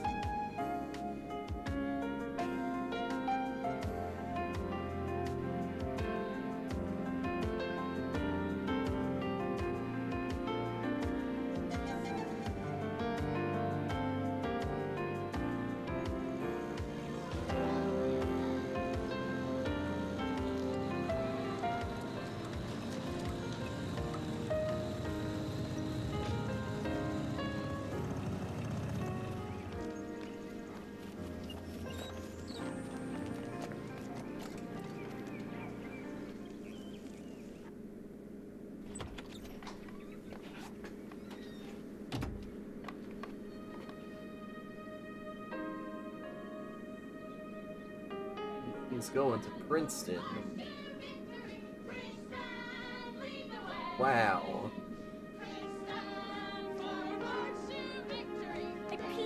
I can relate so much to this character, obviously.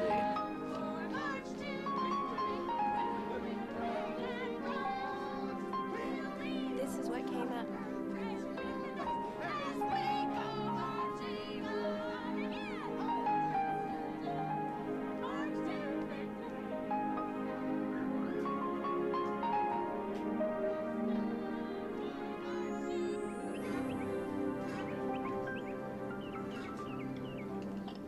What did my dad want to see you for today? Finally got yourself fired, huh, kid? Well, no, just the opposite, in fact. He gave you a raise? Well, sorta. He offered me a different kind of job, an executive training position. Mark, that's fantastic. Yeah, I thought so too. He wants me to start right after graduation. Well, that'd be great. Earn more money than you would have before Princeton classes start. Well, actually, Dad, I work for Mr. Banks during the day and then take night classes here at the community college. He said all the classes would be paid for. It's a part of the training program. Well, you must have told him no then. Well, no, I didn't. I didn't know about all this. I never thought I'd be accepted. Okay, I guess that was him Well, now getting you it know. then. Well, yeah, Dad, but it's a lot of money. So they went through his mail. Well, look at it this way. It's 4 years of spending instead of 4 years of making. That's the whole reason for going to Princeton in the first place. That's one reason. Probably the last. But getting a job has got to be right up there. Going to college is no guarantee of getting a job. There are a lot of college grads who don't have work. You show me one graduate of the Woodrow Wilson School of International and Public Affairs at Princeton that doesn't have a job. That's a mouthful. Well, okay, there probably aren't any.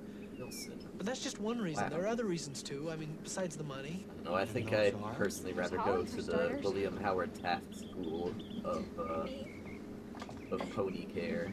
Me? Well, yeah. I mean, 4 years is a long time away. Maybe too long.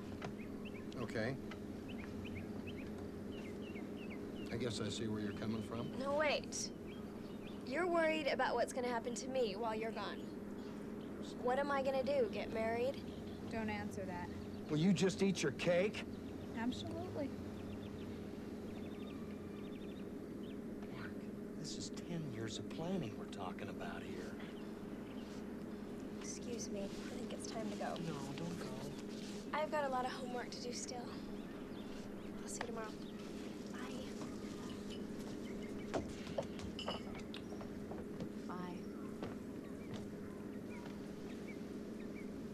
Well, I don't know what to tell you, Mark. I guess the decision has to be yours. But you're holding in your hand a letter from Princeton University. Do you know what that means?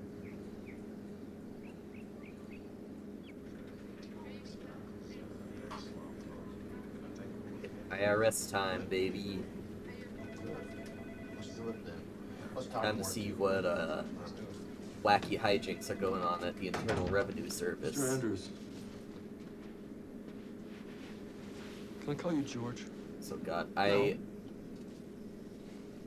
I know how years patient you've been. of school Much sounds more than like you needed to of be. college sounds But like I'm hell. finally coming in here Absolutely with good news. terrible. I am going to take care of this tax assessment in full in 2 weeks. Oh, I'm sorry, but that's not good news. When you came into my office today, you were supposed to have a check in your hand. Yes, I know. But I thought if I took care of it in 2 weeks in full, it would be much better than taking care of it piecemeal. How old are you, Mr. Maddox? 23. 23. It's impressive. Done pretty well for yourself, huh? I guess so. No, you know so.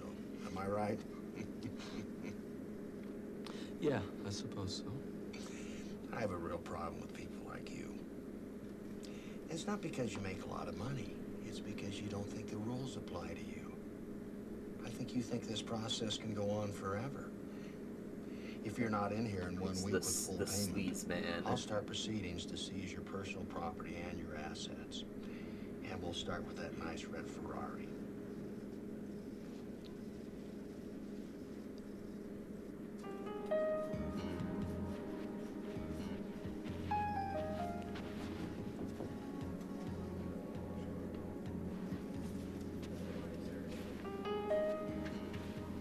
What are you doing here? Relax. There's a new wrinkle I didn't want to tell you about over the That phone. audio was a little bit weird there. I need you to arrange for the announcement to be moved up to Wednesday. Wednesday?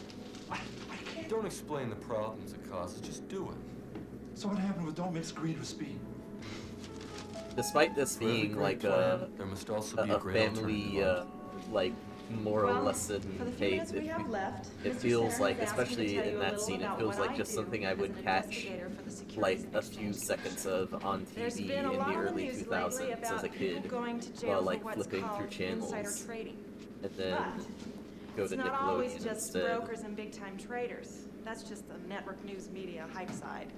Anybody who uses information that has not been made public for personal gain in the financial markets is subject to investigation and prosecution for inside trading. How do you know who to investigate? Knowing who is usually the easiest part, believe it or not. And the most frustrating, because even though you're sure something funny is going on, you can't always prove anything. The ones who are good at it are very good at it. And it's hard to put your finger on them and finally make it stick. So what happens to somebody that's convicted? Large fines, prison terms, sometimes both. Well, then why would anybody do it? Greed, the euphoria of getting away with it, big things to buy, big debts to pay. And for some people, it actually becomes an addiction like gambling. Any more questions? Well, thank you, Miss Steele. We appreciate your time. Smart lady. Okay, class, let me give you your assignment while we still got a few minutes.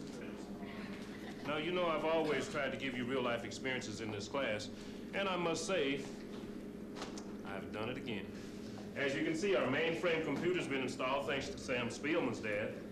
Now, this computer is tied directly into the New York financial markets. In fact, if I wanted to, I could make a stock purchase right now. So, your assignment is to take $25,000, imaginary dollars, okay, and invest it in the market. Now take these sheets, and these sheets will show you how to use the programs on the computers you'll be using. You guys want to do our This is assignment important. Don't use the mainframe. TV is on. Time to watch that tape we watched at first. Simulated stock purchases that you're going to be doing with this This is of the assignment. past.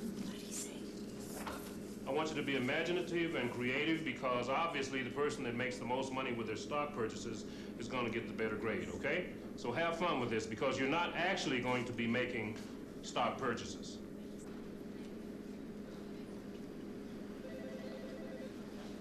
And May I help you?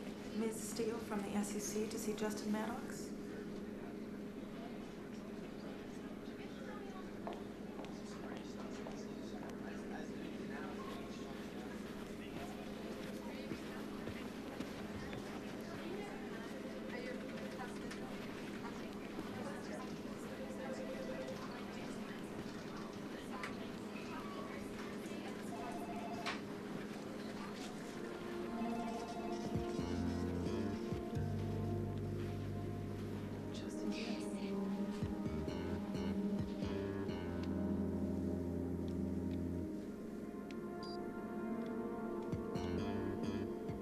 What? Do you have any idea where the $500,000 from the Miller account has gone? Yes, I know where the $500,000 from the Miller account has gone. And I'm the one who's going to worry about it, okay?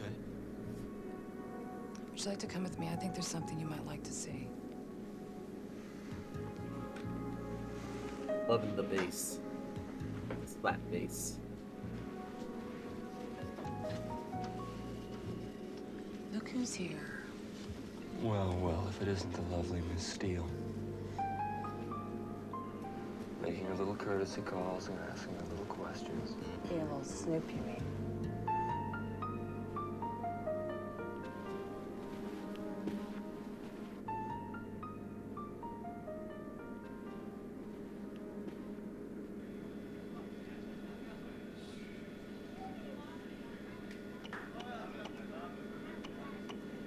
Alright, so this has been going on for about half an hour.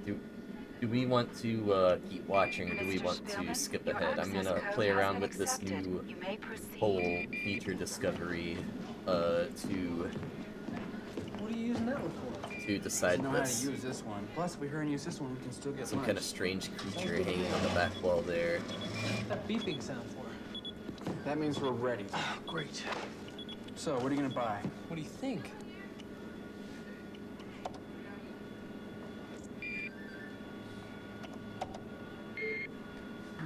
Can't seem to get Banks Electronics to show up.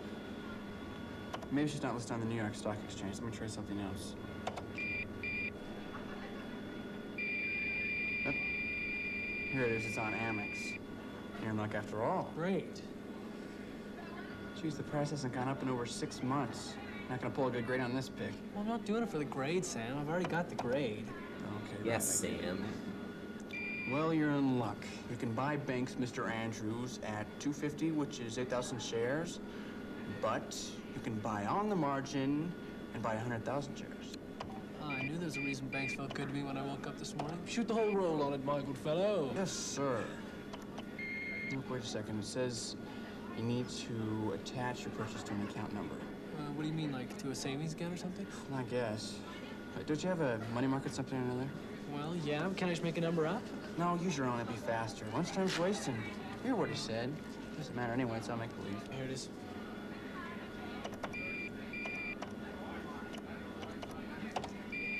Well, it looks like you can buy just a fraction over 99,000 shares. Making it even 100,000. Righto. All my money. Like, for Prince's people want to skip Now, ahead. now, you know what Mr. Sinner says. I'm gonna Don't try do that to Nope, that's it, Mr. do the Big fast Bucks. Let's forward see. thing without stopping it. I'll do it later on my dad's So computer. beware of If I don't get something to eat in the potential next 5 flashing minutes, lights. Transaction accepted. 100,000 shares purchased on the margin. Balance due $225,000. Thank you, Mr. Andrews.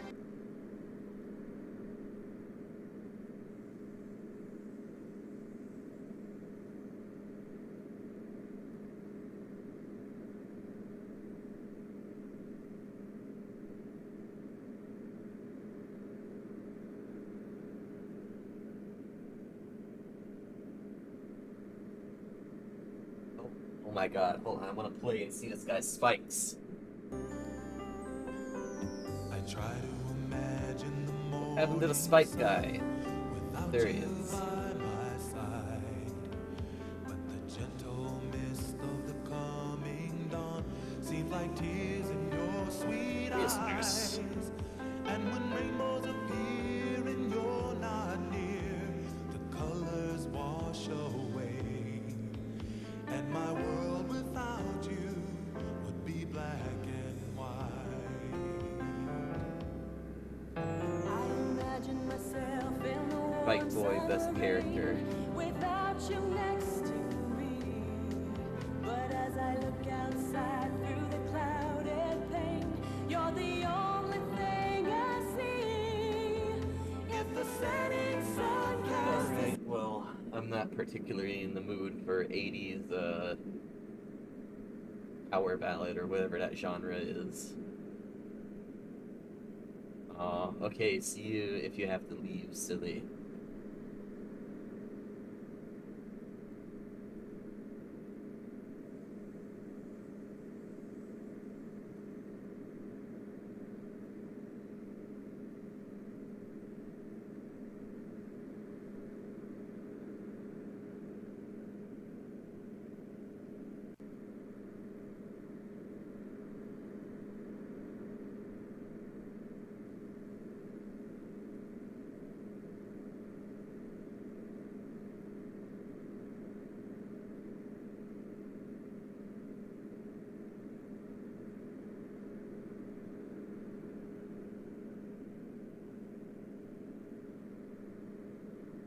State.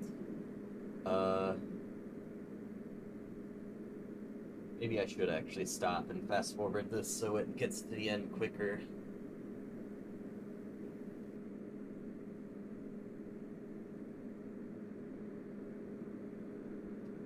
Oh.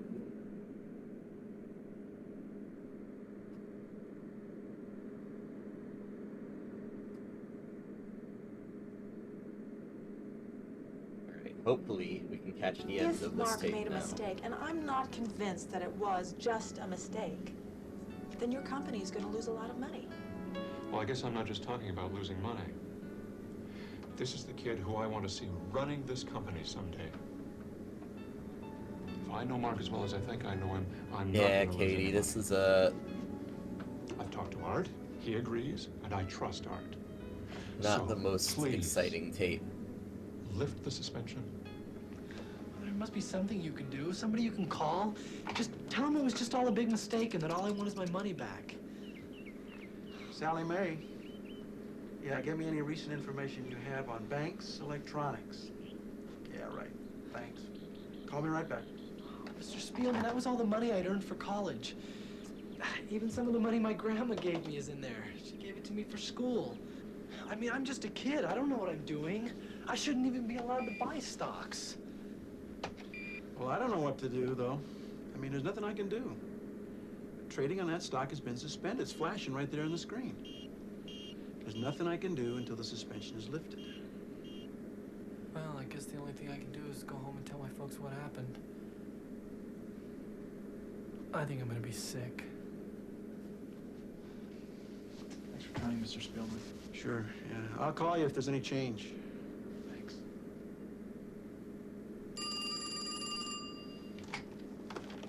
Right. What channel? Channel 3. A shared vision on what we could accomplish, the results of which we're here today to talk about. I will simply announce then that Banks Electronics has developed the first marketable artificial intelligence. Oh my god. Is this happening right now? Mr. Banks, would you care to comment on the suspension of trading of bank stock, which occurred just as early as yesterday? I knew that this question would come up, and all I can tell you is, first of all, that suspension in trading is being lifted as we speak. And beyond that, Dad, look. we have to wait for a statement that we will give to the press as soon as possible. And AI solved everything, I guess. Believe what they see. Boy. For example, the footage that you're seeing on the TV screen in front of you is from the viewpoint of a robot that is driving an automobile, and this automobile is being driven by a robot that's being commanded by a 7-year-old child. Well, how is that happening? How is People that are bidding exactly on like Banks artificial Electronics so fast the intelligence price that doesn't if even have a chance it's to settle? So what does that mean? if it's just like Means you a can send robot yourself being and your controlled by entire senior someone at a class to computer? Princeton, if that's what you want. Still want your $25,000 back? 874. 925,000. $1 million. It's not even a robot, technically. Art Williams. Well, I guess it is actually, Justin. but You can forget the panic. Mark Still. Andrews is our man. He bought the stock. he bought stunk. That's right. You've heard the old saying, every cloud has a silver lining. Well, Mark Andrews has just become our silver lining. What are you talking about? A fool and his money are soon parted. It's close to the end.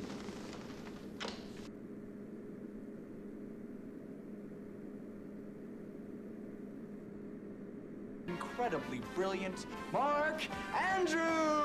Thank you, thank you. Which curtain is yours? The show which gives me the pleasure of making all your dreams come true. And now, Sam, who's our first contestant? Thank you, Mark. Today we have with us just a lovely young lady, Katie Andrews. Katie Andrews, step right over here with me. Okay, Katie, you see this curtain? You mean that sheet? I have a question for you. If you answer it correctly, you will win what's behind that curtain. Who hides a quarter under your pillow when you lose a tooth? The tooth fairy. That's right.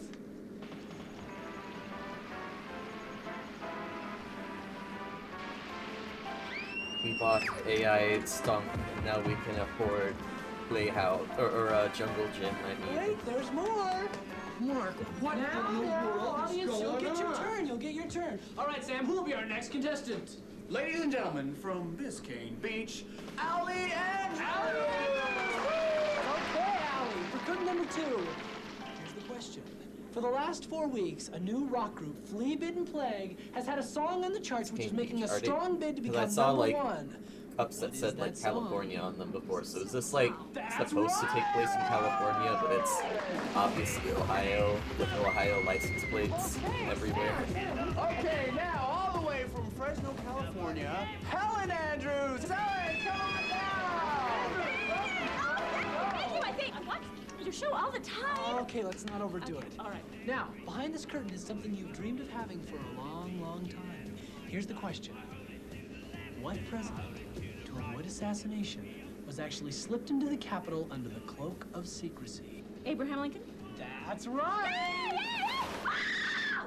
Is it an imitation? Yes! Mark, I think it's time we all had an And now explanation. for our final contestant from right here in Cleveland, Ohio, let's give a no, big it isn't welcome to Ohio. Mr. George Andrews! Very serious. Well, that's good, George Andrews, because a lot is riding on this. Shut that Cleveland, thing off. specifically, or as I like to call it, Stinky Cleve. Now, Because the one time I was there, it was would you pretty please stinky. give me an explanation on why you're doing all this? Is this some type of school assignment? Because if it is, I've got a few It's choices. not a school assignment. Well, what then?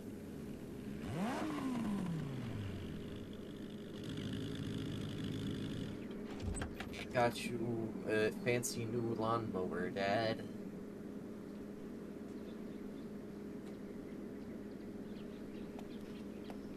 No, Sam, wait! Oh no, it's a motorcycle. Okay.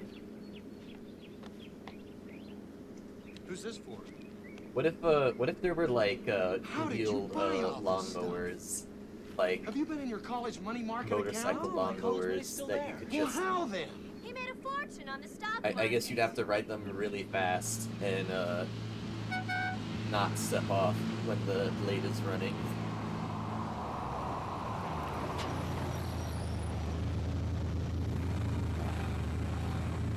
Am I too soon?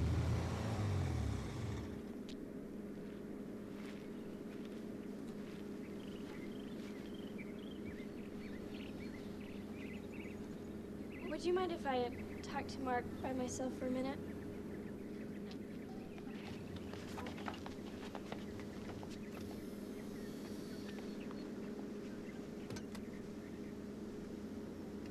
Mark, go ahead. I believe there's someone in my home because somebody just sent me a picture of my open fridge. Holly, what's wrong? Well, I gotta tell you, I never expected to find all this when I got here. Does this mean you sold the stock? No, just some of it.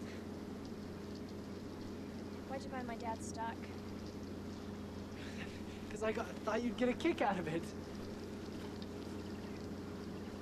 But can you believe it? Look what happened. I mean, how lucky can you get?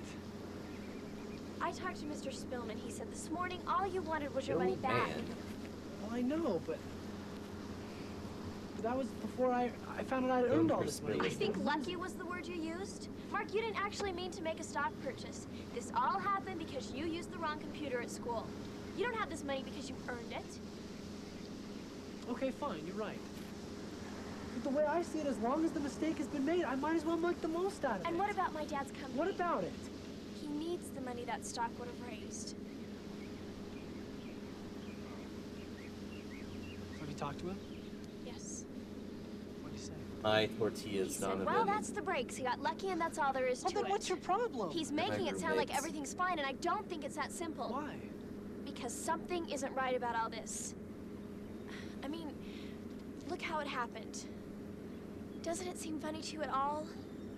Why the early press conference God, to how announce the much longer computer chip? is left Why in was the this tape, suspension man? lifted just like that? And why were all those people...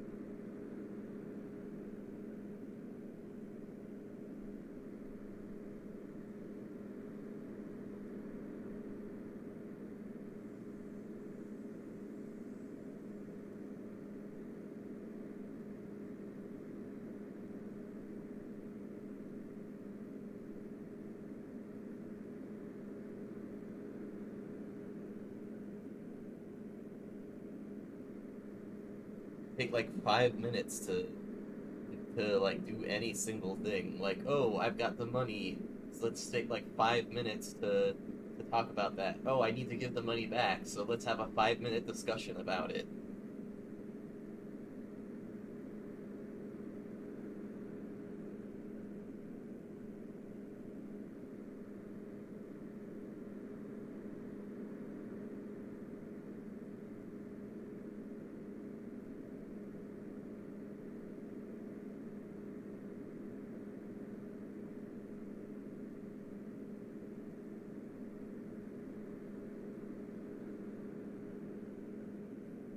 Yeah.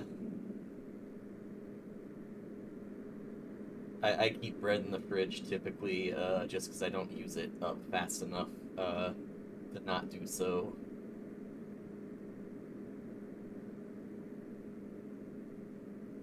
Not a large fan of mold sandwiches.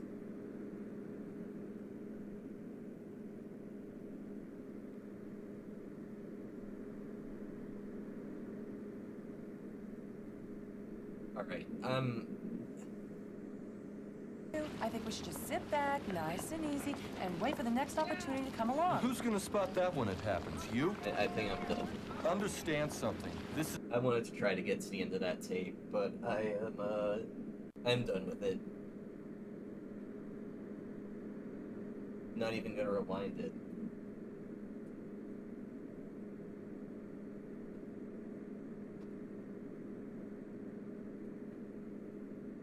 I'm losing viewers because of how long these people take to make any decision in this movie. Alright, time for the Easter special.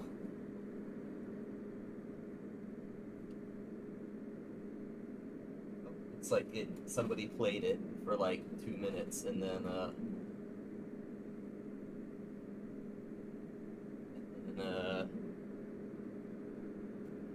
put it in the thrift store.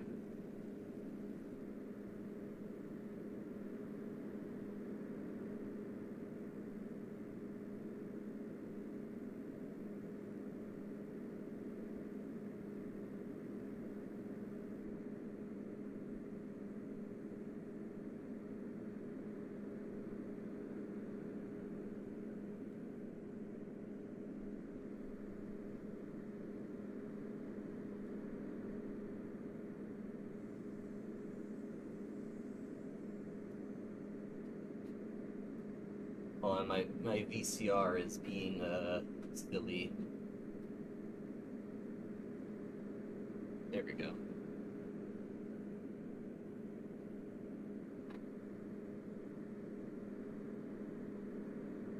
What? Why are you stopping?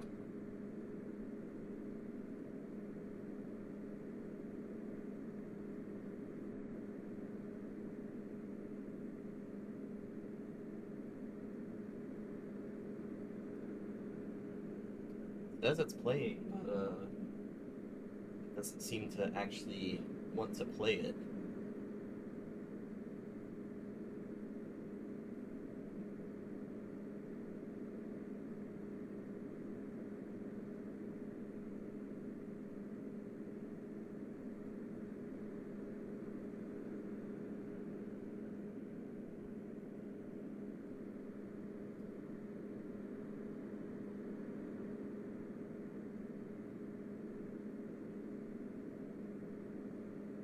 Alright, you know what? I'm gonna figure out these technical difficulties real quick, and I'm gonna put up the wait screen. So I'll be back in probably a couple minutes.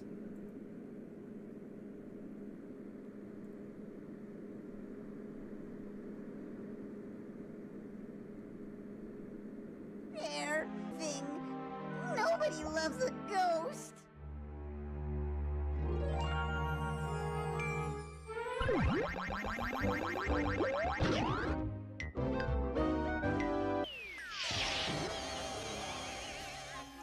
Please have mercy on me. I'll do better than that. I'll have mustard on you.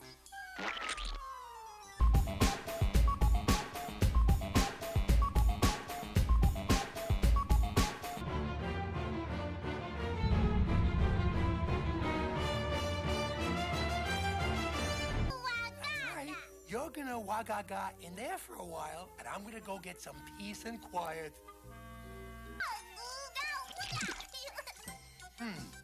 Now I'm supposed to say the magic words. Hocus pocus abracazap. Hey, what do you know? I did it.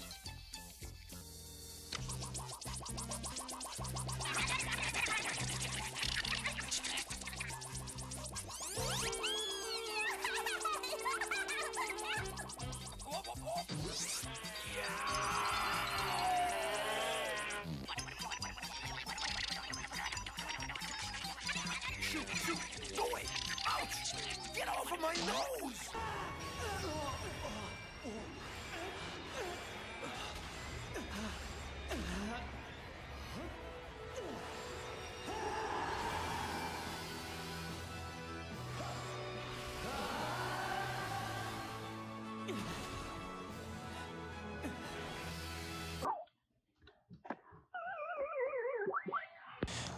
It's very easy to be negative. It's the easiest thing in the world. This is Knoxville, a town that truly offers something for everyone. Consider this your personal invitation to stay a while. Knoxville? What is a city of 180,000, the third largest city in Tennessee, doing with the World's Fair? Isn't this a little surprising? It's a one-horse town trying to grow up too fast. From the red earth of Mexico, it's coming. From China, a piece of the Great War, it's coming.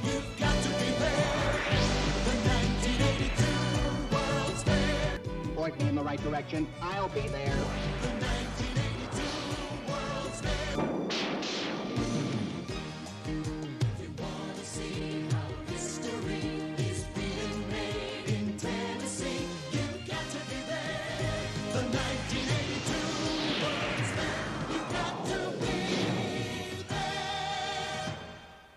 Several posts and videos on social media have been popping up within the last 30 minutes with claims that the sun sphere... Alright, so I don't know what happened, but it ate the fucking tape. That's never happened with this VCR before.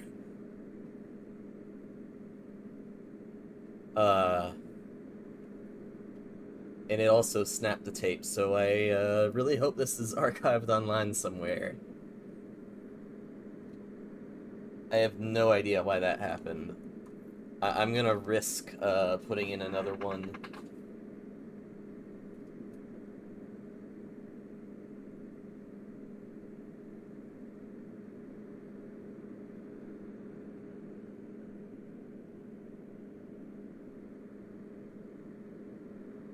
I guess Easter is canceled. So I'm gonna risk putting in this camping one. Actually, maybe I should test it with one that I know is, like, not... like, lost media first.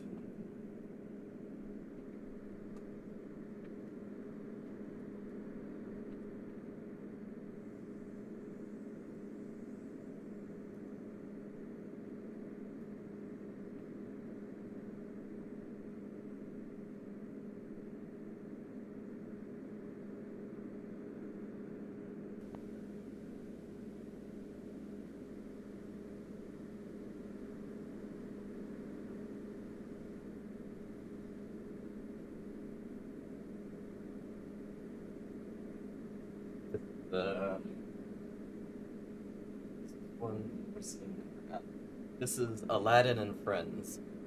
The tape. I'm not gonna watch the whole thing. Just testing the VCR, because I know this one's online. Oh god, noise.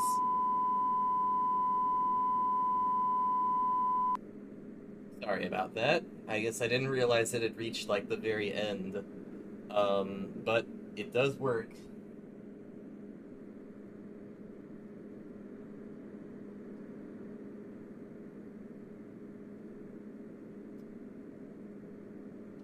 VCR just really does not like Jesus. Alright, let's watch the camping tape.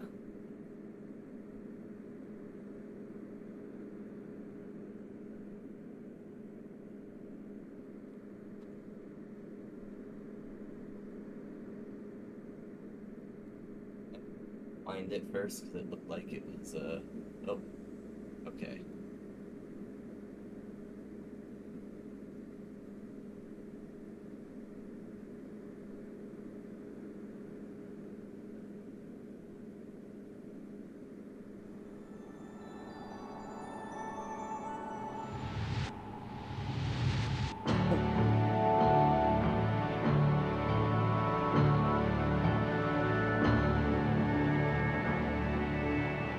Quality. I am glad I'm about to be in for a quality video.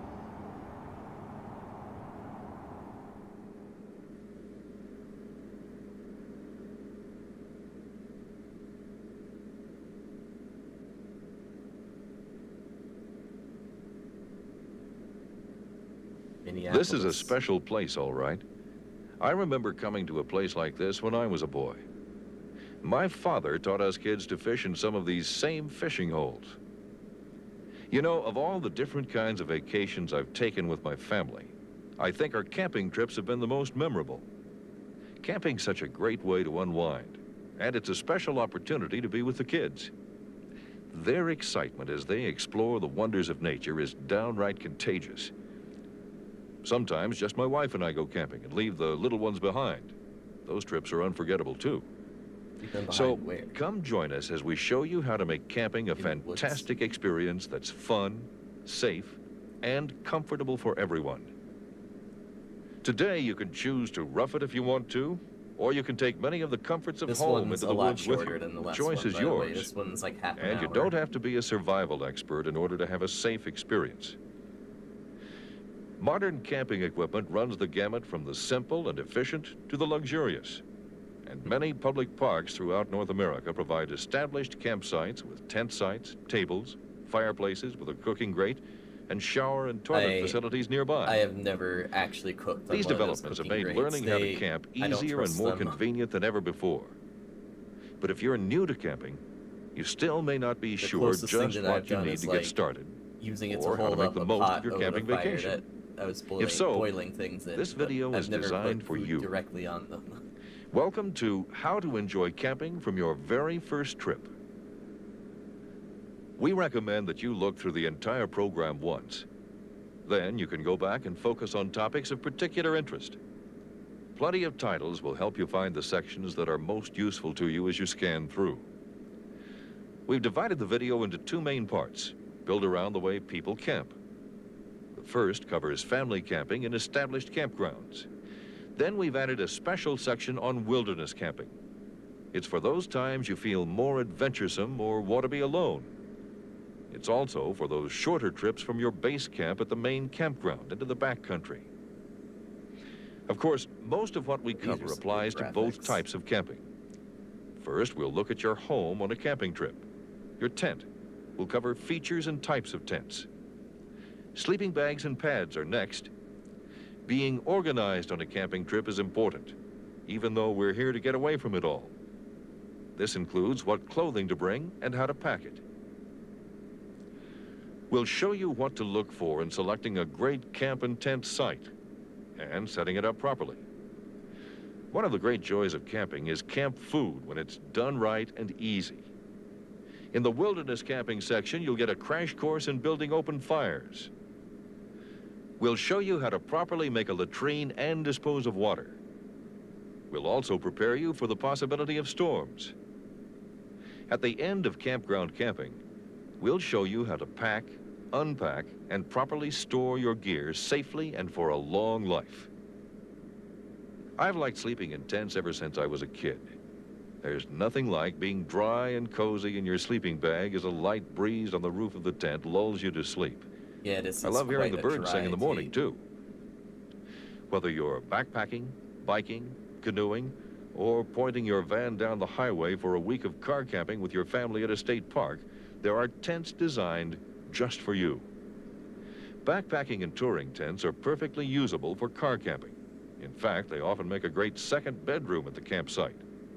Using these tents in two ways is economical and gives you more privacy. Large family tents are designed for extended camping trips with larger groups. These tents are spacious, durable, and yet compact and easy to set up. I was hoping And for right in some between are compact good family graphics, tents, great for compact car owners and music small families. in this. Most of today's tents have a number of common design features. Some kind of frame made of lightweight aluminum or fiberglass gives the tent its shape. The poles on good tents are shock-corded. This speeds assembly and makes it easier to keep track of all the That is tent's a very parts. good shirt on that man, though. The tent itself is made of durable nylon. It has a waterproof floor, and the lower portion of the walls are also waterproof, but the roof is not. This allows moisture produced by sleeping campers to escape without forming condensation inside the tent. Of course, a waterproof roof is So I needed think to I'm keep gonna out give this rain, a few more so minutes, a second roof or and rain then fly is we'll move attached on over to the the tent last itself. tape, There's probably the open last tape of space the between night, the tent roof and fly to permit the tent so to that breathe. It's we don't important go that the so tent and long with fly just fit snugly to the these frame very without dry touching each other tapes. to prevent flapping in the wind and to provide proper ventilation and moisture migration. The frames of most tents make them self-supporting, but you must stake them down anyway. They're so light that even a gentle breeze can send a tent rolling like a tumbleweed. Good tents often have unique and neat features. Be sure to read the directions that come with your tent to get the most out of it. You want a tent with doors and windows that provide good ventilation for hot summer nights. Also make sure that ventilation is possible even during severe rainstorms to prevent condensation buildup inside. Netting keeps bugs out of the tent while allowing the air to flow in. Even though there's a waterproof nylon door that keeps out the rain, remember it's important to have good ventilation at all times to avoid condensation within the tent. Yes, yes. It should be possible to close the window covers from the inside of the tent. Check the zippers while you're at it. Good tents have big, strong zippers. Remember, your tent is there to keep you dry. Your clothing and sleeping bag will keep you warm. Fabric should be reinforced at likely stress points, and attachments for the frame and rain fly should be tough and firmly attached. The seams of the tent usually aren't completely waterproof when the tent is made, so you can expect to spend an hour or so applying seam sealer yourself. Most quality tents have seam sealer included. You should do so inside and outside the fly and along seams in the waterproof floor and lower walls. It's best to seam seal the tent at home before your first night camping out. Never heard of seam sealing a tent. To protect the I've floor never of your done tent that from in my wear life, and tear, I've and to camped provide quite an a extra bit. layer of waterproofing, a separate plastic ground cloth cut to the same shape as the tent floor can be placed beneath the tent. Make sure it is cut slightly smaller than the tent floor. That way it won't protrude past the floor, allowing rain to run beneath the tent. Though tent fabric is flame retardant, be sure not to bring any combustible materials inside, and be very careful with matches and candles. Gas heaters, stoves, and lanterns should never be used in the tent, as unhealthy fumes can accumulate. Flashlights and a warm sleeping bag are definitely the preferred way to go. When packing up the tent, it's good to sweep out any debris to prevent unnecessary wear and abrasion of the fabric. You can also shake out the debris through the door, then leave it on its side to dry the floor I don't while know you if you continue can to hear pack that, up. but somebody If possible, upstairs is like the tent should be stomping dry very when packed loudly, up. and it made my Moisture on the my fly avatar can be move shaken for a off and second. allowed to dry in the sun up off the ground. If it must be packed wet, it's essential that you dry it out completely at your first opportunity. The frame and stakes are usually stored in their own bags. As you set up and take down your tent, be careful not to damage the tent walls by stepping on them. Indoor barbecue. Roll with your a, tent with a up toward the propane open stove. door, pushing the air out. Hell Your tent yeah. will take up less space that way. When all packed up, the tent fits neatly into its own stuff sack. Sleeping bags come in a variety All of right. styles, sizes, and materials to suit different needs. You camping man. But I think I'm good.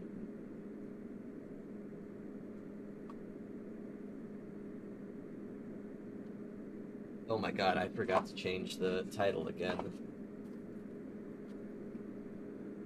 Well, change the title now.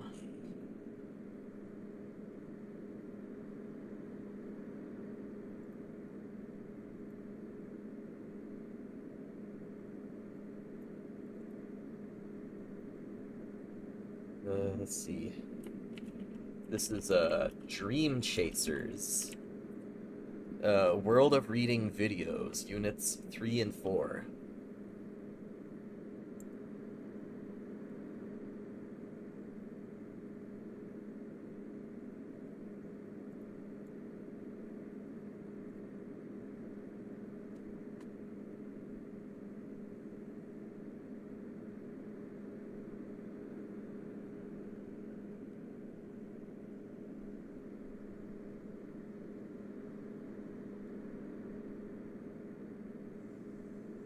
So far, the absolute best video was Uncle Ivan's Attic.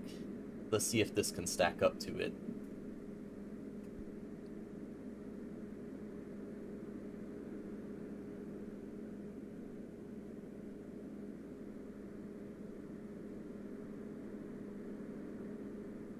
I love the anticipation of tapes. This, oh boy, already.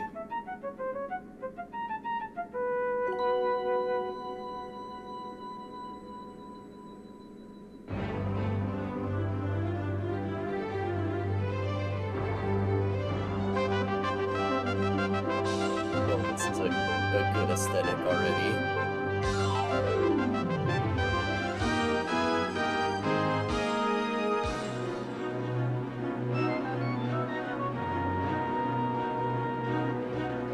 Imagine a place a traveler might journey anywhere on Earth, or even beyond Earth. Is a journey merely a change in location, or does it change the traveler too? Look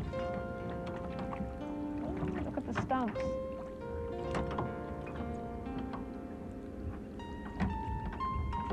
Author Scott Odell has traveled all over the world.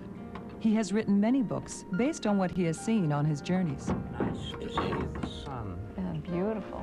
That's because it's the first fishing day of the season. He eventually settled in New York State, where he lives with his wife, Elizabeth. Going all around the states. Though he is now in his with these 90s, tapes. he still publishes one book a year.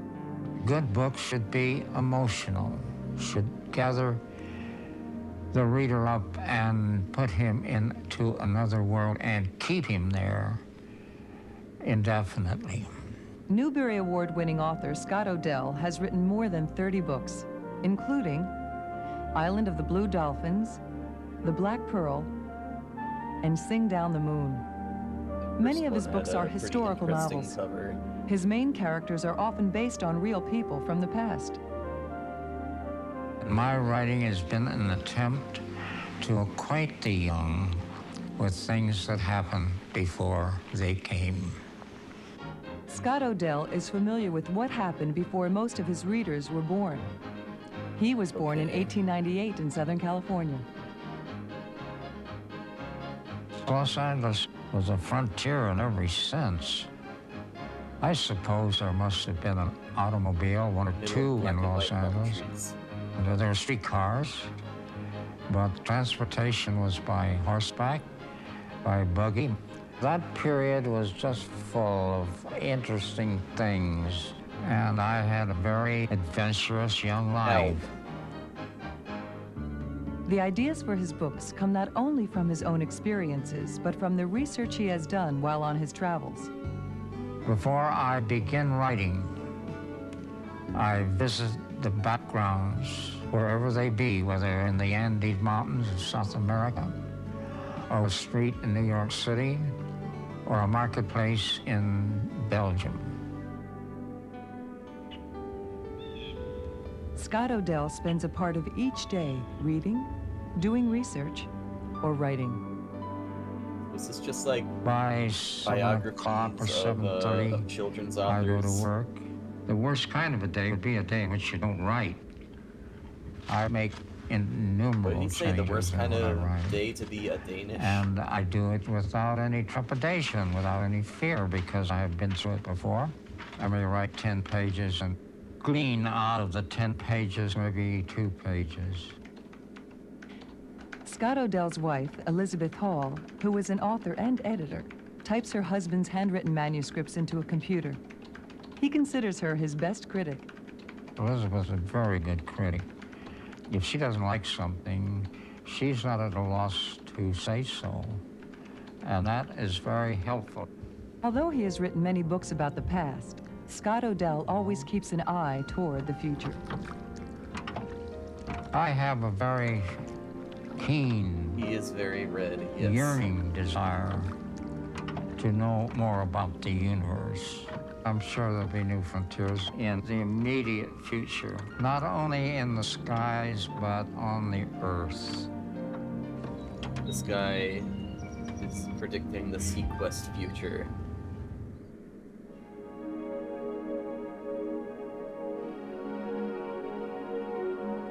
Paintings by Winslow Homer. I mean, it's pretty nice. I love the 90s smooth jazz. Well, it's not far down to Well, now I like it less with At the least it's singing. not for me. And if the wind is right, you can sail away and find tranquility. Oh, the canvas can do miracles. Just you wait and see.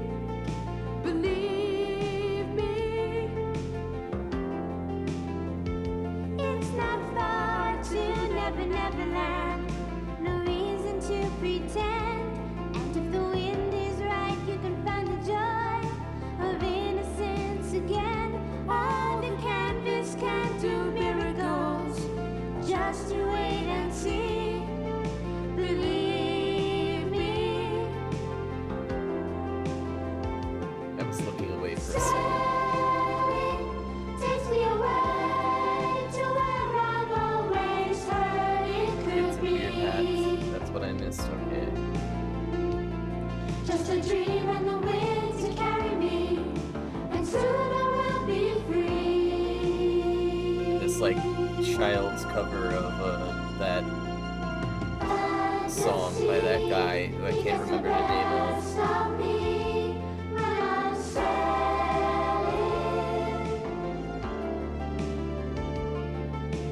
All caught up in a reverie.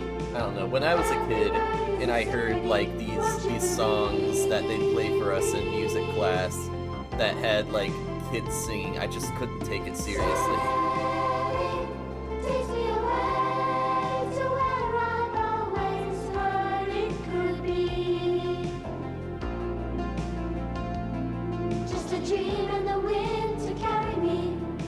Like my first introduction to This Land Is Your Land was that all these kids who were like, "This land is your land," and could not take it seriously at all. And then when I heard like an actual folk cover of it, I was like, oh, I guess I kind of see why people like this song now. Oh, we're in space. Shit. Alien time? Hundreds of years ago, it was thought that if you sailed too far west into uncharted waters, you would encounter horrible monsters, Hell yeah. giant sea serpents.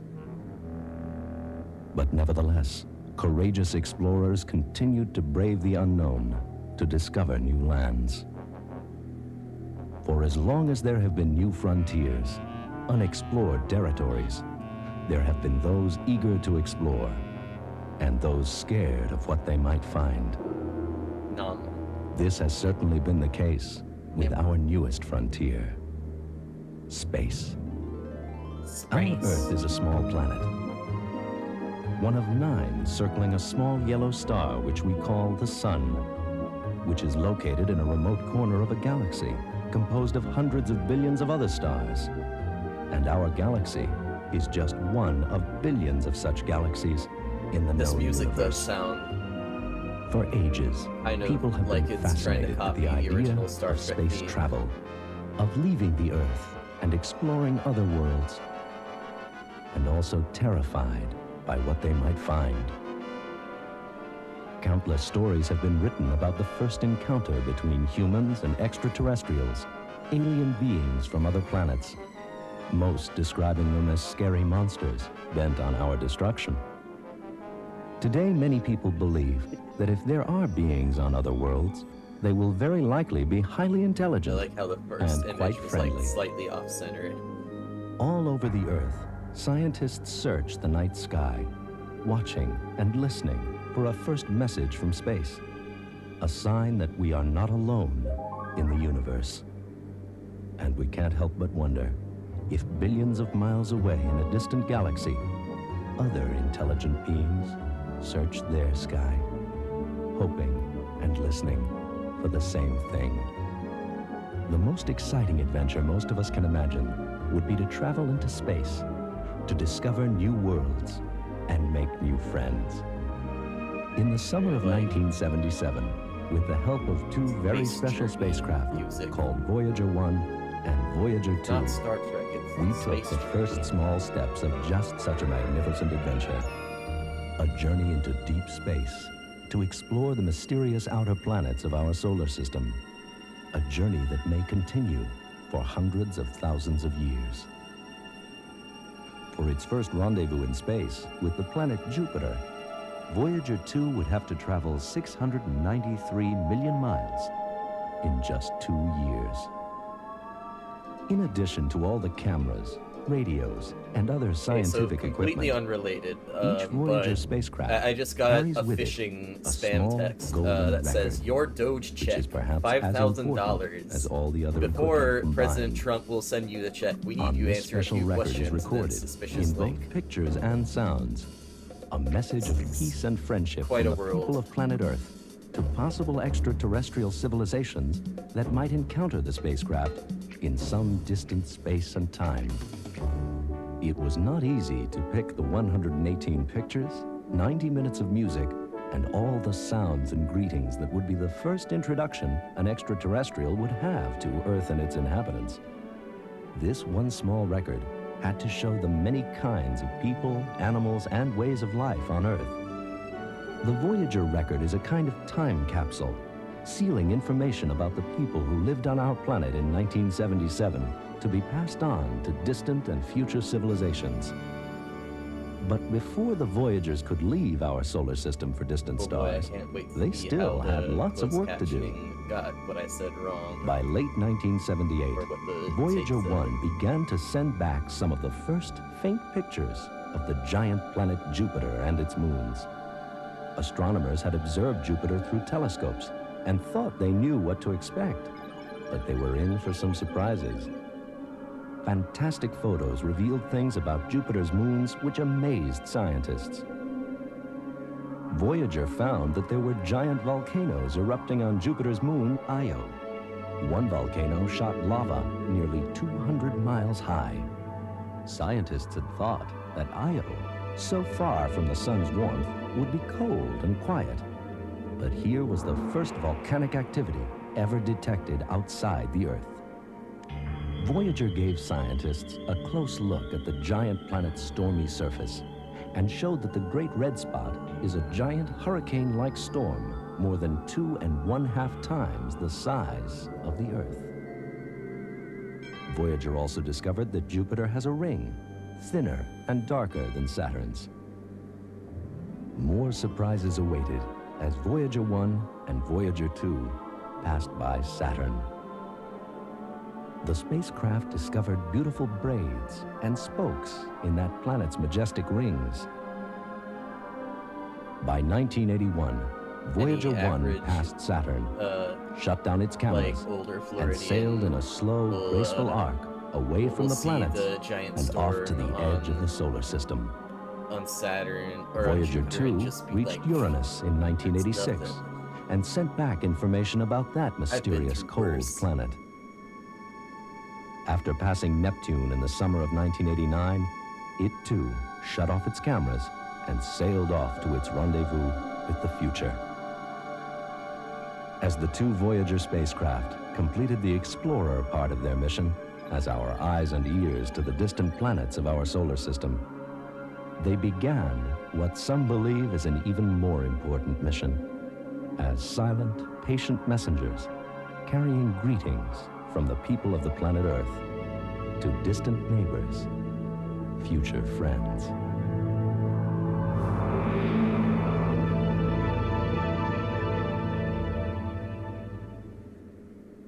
A traveler might journey anywhere on Earth, or even beyond Earth.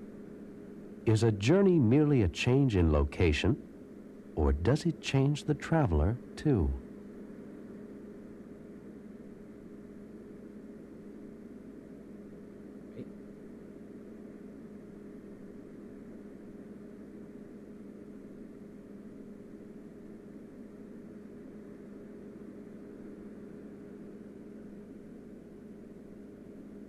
Oh no.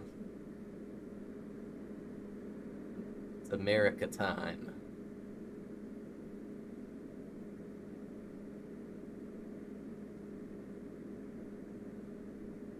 They are certainly lingering on this title card for a while. There we go.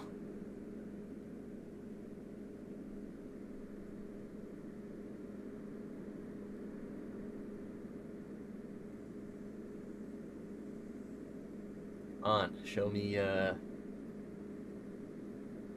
we go. Oh. Okay, so it's a whole other tape they just spliced into this, or whatever.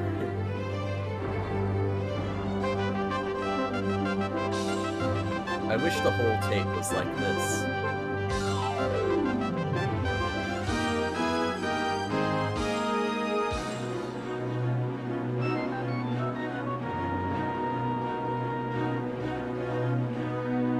There are all kinds of houses in all kinds of places.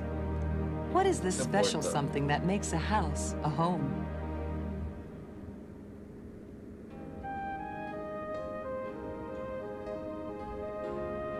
Some writers choose themes for their books that mean a great deal to them personally. For author Jean Fritz, the theme of home and homecoming is deeply moving. I'm Jean Fritz, and I'm a writer, and I write books for boys and girls, and I live in Dobbs Ferry, New York. But I didn't always live here. Dobbs Ferry. Oh no. I was born and brought up in China. And my parents used to talk about home, but when they said home, they meant America. Home was the United States because her mother and father were American citizens. But Jean's parents were working for the YMCA in Hankow, China, so she grew up among the sights and sounds and smells of a foreign land. I had never been to America, and it was a strange feeling to think that I had never been home. It was a lonely feeling, and as a matter of fact, I was lonely a good bit of my childhood. And I think it was because I didn't really know where I belonged, and I wanted to belong. I wanted to be home. Finally, when she was 12 years old, Jean traveled with her family eastward across the Pacific. The voyage took almost a month. Of course, I knew that it would be 28 days to get across the Pacific Ocean, and that was a long time. But I counted the days, and when we finally arrived at the Golden Gate in San Francisco, of course, there was no bridge then, I knew that I was really home. And I stepped on American soil in San Francisco, and it was as if I had just walked in to a fairy tale that had come true. And it was exciting. It was all much better than I had ever expected. And the more I traveled across the continent of America, the more at home I felt until I got to my grandmother's. And when she like said, about, "Welcome home," coming to America the that first was the time moment I knew I was really here. And seeing, in her book like, Homesick, Jean Fritz wrote about growing up in China and then coming to the United States. She has also written many books about famous people and significant events in American history. Maybe one reason I've written so much about American history is because that helps me feel more like a real American. Jean Fritz writes every day in a small office on the second floor of her home. I think the process of writing gives you a sense of home in different places. When I write about a person, I always go to the place where they lived. If I write about Stonewall Jackson in Virginia, if I write about Paul Revere in Boston, I have visited those places, and visiting them and getting to know the people is what gives me the feeling that those places belong to me, too. In 1983, Jean Fritz finally revisited Hangzhou, the city where she was born. There, crowds of onlookers gathered curiously around this foreign-looking woman. And I told them in Chinese that I'd been born in this city, and I'd been brought up here, and now I'd come back. And they were so welcoming. That made me feel wonderful.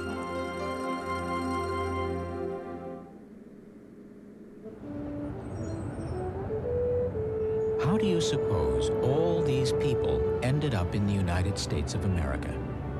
Where did they all come from? And did they all arrive at once? Well, not exactly.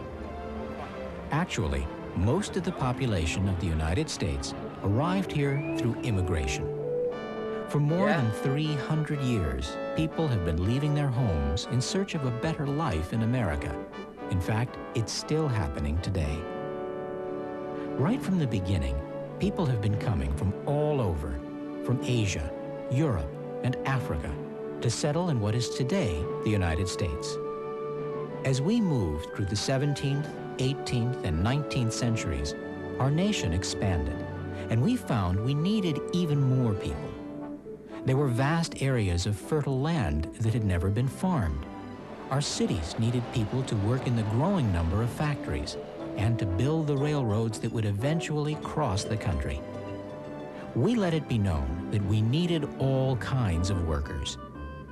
People in other lands were eager to cross the ocean for a chance to improve their lives. Some were fleeing violence and revolution in their homelands. Others found they could no longer make a living. Still others looked upon the journey as a new and exciting adventure. All of them saw America as a land of opportunity, a place to make a new home. The rush was on. From Germany, Sweden, Norway, Scotland, Ireland, and later Italy, Poland, Russia, China, and other countries throughout the world. Men, women, and children, by the hundreds of thousands, made the long voyage to new lives in America. By the late 1800s, the number of immigrants arriving every day became too much to handle. Every year, so many people were arriving that the government needed a way to keep track of them. So on January 1st, 1892, the Ellis Island Immigration Station in New York Harbor opened for business. Here was where the prospective citizens were questioned, counted, I don't know if y'all heard that. It was like and a examined very by loud sound. doctors. I'm not sure what that was. The Ellis Island facility included inspection areas, huge waiting rooms, and places where the new arrivals could exchange their money for American currency. There were even railroad ticket offices for those going beyond New York City. As the flow of immigrants swelled, dining halls, a school, a nursery, and a hospital were added. At its height, the entire operation was capable of processing 10,000 immigrants a day. It was a long, tedious, and for many a frightening process. When they left their homelands, few had any real idea of what lay in store for them.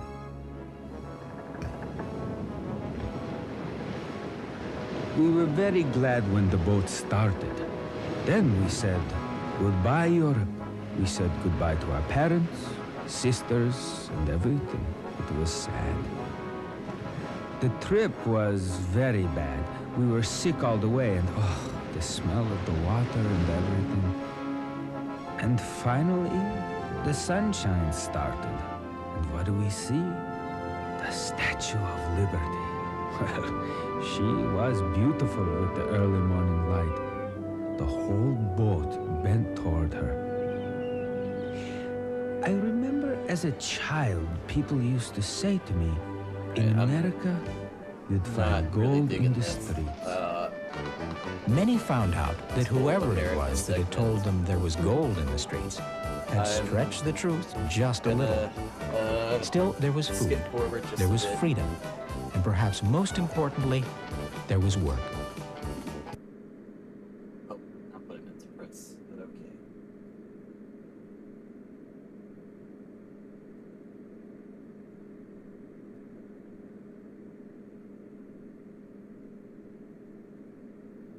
Along with the advent of air travel, made the Ellis Island immigration station impractical.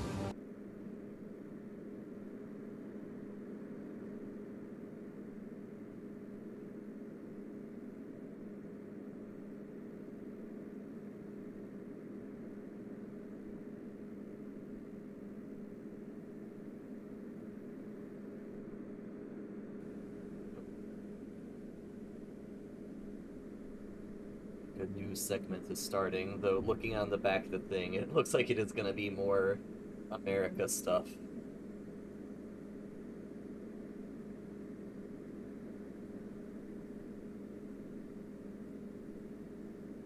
Oh, never mind. Yeah. I think we'll do at least one section of the Aladdin tape. This was not super entertaining.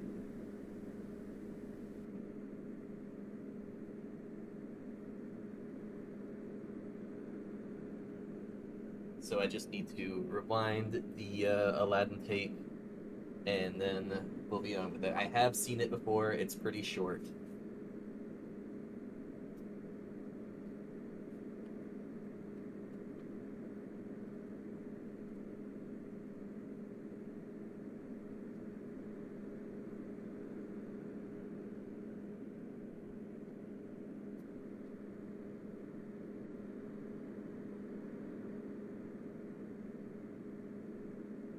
Give that a minute to rewind.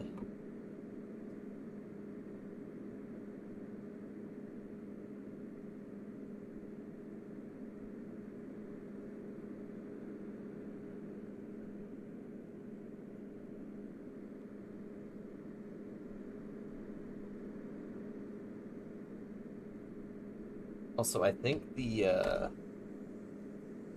Dream Chasers tape, or one of these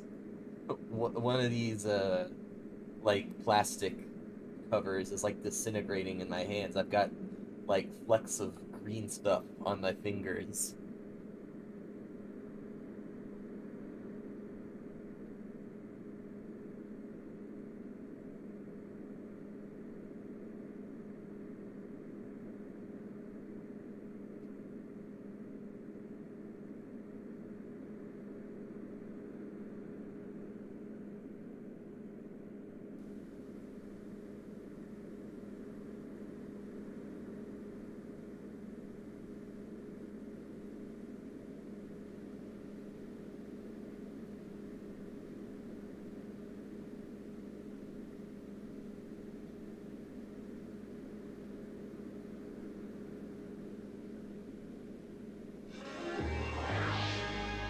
Right, let's go. Aladdin and Friends.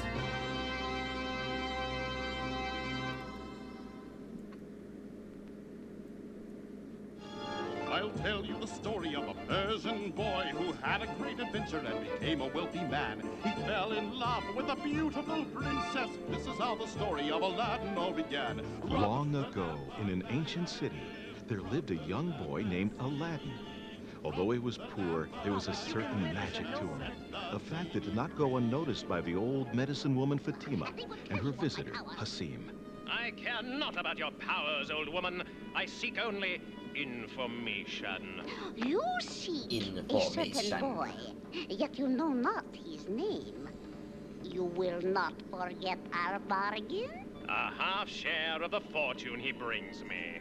The name of the child you seek is Aladdin. Disguised as Aladdin's uncle, Hasim came to take Aladdin on a journey he Just would moving never at forget. like a fucking rocket's pace. Just a little further, Aladdin. Moving at warp Hasim speed. opened the ground to reveal an entrance to a cavern filled with riches. A cavern that only Aladdin could enter. Now listen to me, boy. In this cave lies a priceless treasure. For some reason, and only Allah in his wisdom knows why, you alone can claim it. I have led you to the treasure, and for this I will take half. You shall have the other half. Treasure, huh? Well, half a treasure's better than none at all. Wisely said. You will find a lamp on the wall of the garden. Pour out the oil, bring that lamp to me, and we shall both become rich as sultans. This is something I can live with. Then get a move on.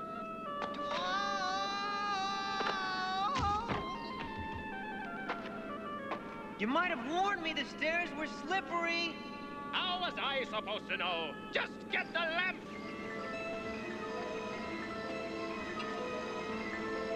Copyrighted music. Exactly where it's from, but You have the lamp. Here! Bring it up to me. You've got to help me. Bring that lamp up or I'll Gotta come help down me. there and cut you to pieces. I think I'll just wait until you're gone, and then I'll come up. Very well, boy. You have sealed your own fate. Boy. If I can't have the treasure, no one shall. Let the cavern be closed for all time. Me and my big mouth. Ugh, there's got to be a way out of here. When there seems to be no hope, you can always reach within yourself and find an answer.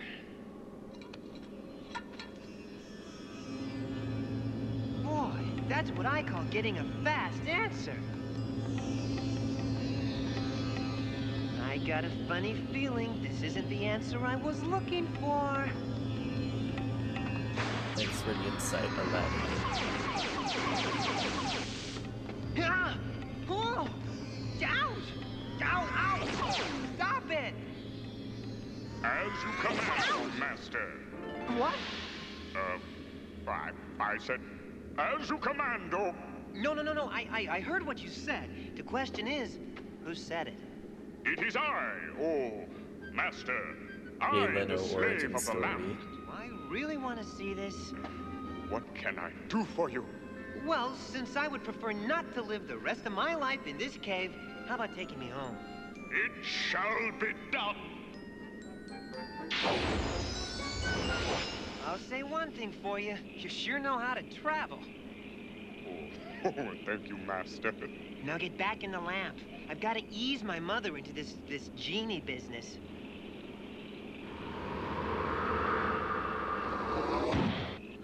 The very next day, a royal procession entered the village. The Sultan of the kingdom was bringing his daughter to the bathhouse and forbade anyone to look upon her or face certain death. Like all adventurous young boys, Aladdin was determined to see the beautiful daughter of the Sultan. That all adventurous young boys. You know, I think a lot of adventurous young boys, you know, they think, oh, I'm gonna go on an adventure, so I'm just gonna, you know, go for like Truly, a walk Abbey in has the the woods. finest bathhouse in all I'm the gonna kingdom. go camping. This is a treat I have long looked forward to. Upon seeing Princess Layla, Aladdin was determined that one day he would marry her. Absolutely incredible. And so he rubbed the lamp to ask for the genie's help. Her eyes were yellow. What is it you want, oh, Master? Much, Genie. I guess I Very can't much. judge. My eyes are green. Oh, they look like royal musicians. Are we expecting a visiting king? As you requested, Sultan. 80 servants Sir, bearing welcome. 80 chests of jewels. Father, who is this man? I believe he is to be your husband, my dear. I forgot And about so that. Aladdin and Who is Princess this Layla man? were I married believe with the he's to be Sultan's your blessing. husband. Instantly. As a wedding gift, Aladdin had the genie of the lamp build them a palace. Here, Aladdin and his princess lived in Yes, that's what splendor. happens to It's likely adventurous that young Aladdin boys. and Layla would have lived out their lives in unbound happiness had not Fatima, the medicine woman, told Asim about Aladdin. The princess for his wife? A palace to live in, and as much riches as the Sultan himself has to enjoy? So, the boy discovered the secret of the lamp, did he? Escaped from the cave and became wealthy, did he? Cheated me out of my fortune is what he did. I'll have that lamp yet. New lamps for old. Disguised as a lamp trader, Asim tricked Princess Layla into giving him the magical lamp. Did you ever hear such a thing? The old man is willing to trade new lamps for old ones. This is a chance for me to impress Aladdin with my shrewdness. Shalimar, hurry to the dining chamber and bring that old lamp Aladdin keeps in the cabinet. I'll surprise him with a new one on his return. He'll be pleased with the bargain I've made.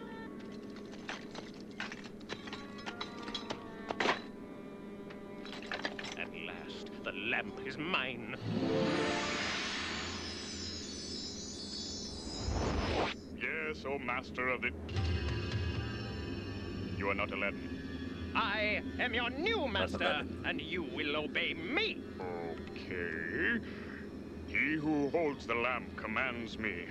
Oh, what is your bidding? You will move Aladdin's palace with the Princess Layla and myself to my homeland in Africa. Now, you know Aladdin is not going to like this. Ask me if I care. I'll be back in the the blink of an eye.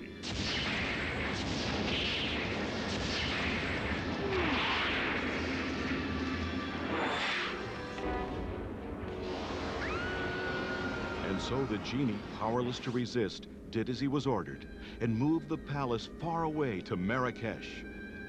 Aladdin, out to find Princess Layla and the magic lamp, at last found the palace the evil magician Hassim had stolen from him.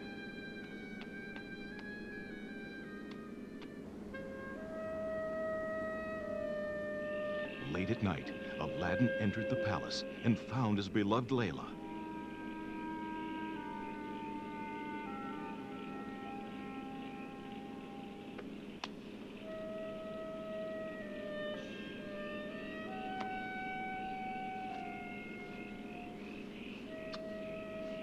Really, why are her eyes like that? Can I be dreaming? No, you're not dreaming, Layla. But unless we want this to turn into a nightmare, we must find my lamp. Oh, Hassim keeps it always with him, Aladdin. Wait here, then. Soon we'll be home in your father's kingdom.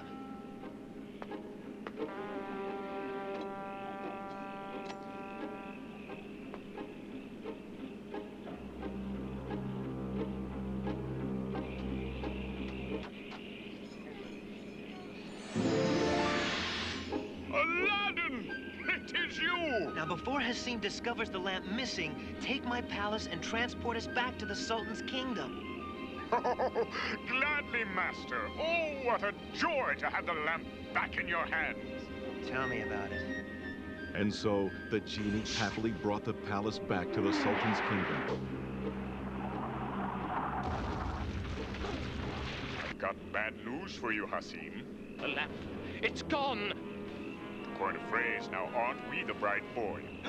Aladdin. I'll get him!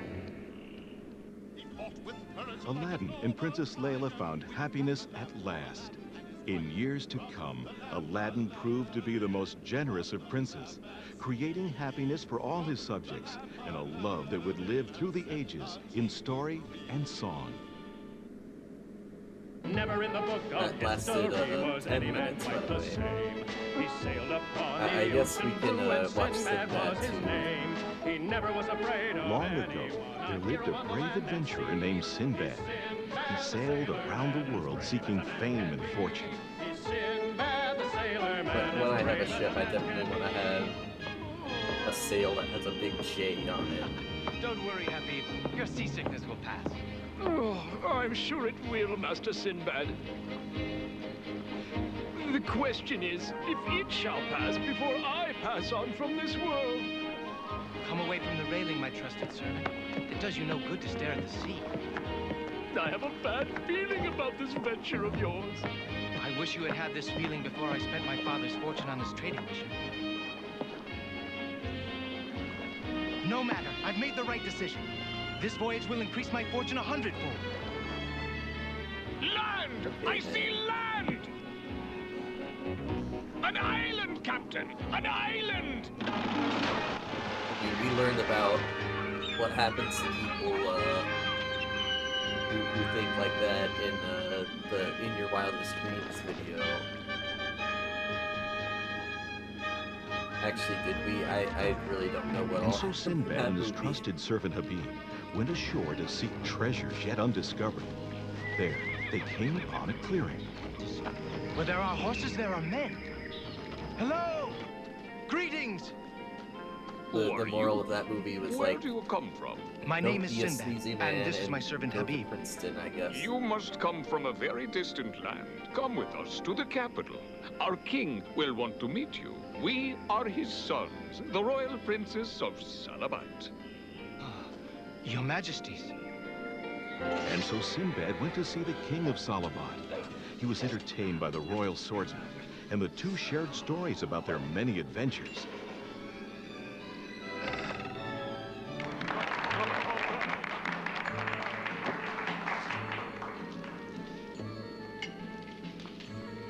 And that, Sinbad, is how I defeated my predecessor, the Sultan of Salabat, and came to rule this island.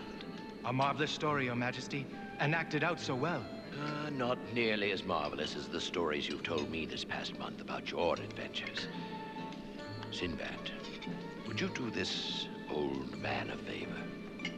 You need only ask, and so long as it is in my power, I shall do it. I have become fond of you and cannot bear to think of your leaving Salabat. So I ask that you marry my daughter, Nefir, that you may stay forever in my kingdom and think no more of your home. I am honored, noble king. Thinking of jumping, Master? Whoa. No, I value my life too much to take it. And yet I know my master's taste in women, and I have seen King Jamal's daughter. You would never marry her. She has the face of a goat. Well, that is what's true. wrong with the face of a goat? But she has a good heart. But it is also true that I have never heard you lie to any man, and yet tonight you promised to marry Princess Nefir. Not exactly, Habib. I promised the king I would do anything, so long as it is within my power. But it is not within my power to marry his goat-faced daughter if I am not on this island, is it? You are planning our escape! And so Sinbad and Habib planned their escape from Salabat. Captain of the guard! Speak softly, servant. You'll wake up the whole palace with that donkey braying of yours. I bring you a message from the king himself. What message? You are to send 4 guards to the throne room to pick up 2 crates of gifts for Captain Aziz. Crates? To be delivered this time of night? This all seems very odd. I'm not one to question a king's orders, but then I'm just a servant. I'll tell the king what you say. Yes, quite right. Good servant. 4 guards to pick up 2 crates, you say, to be delivered to Captain Aziz? Those were the king's orders. It shall be done. Quickly, Habib. The guards will be here any moment. We'll have to hope for Allah's protection.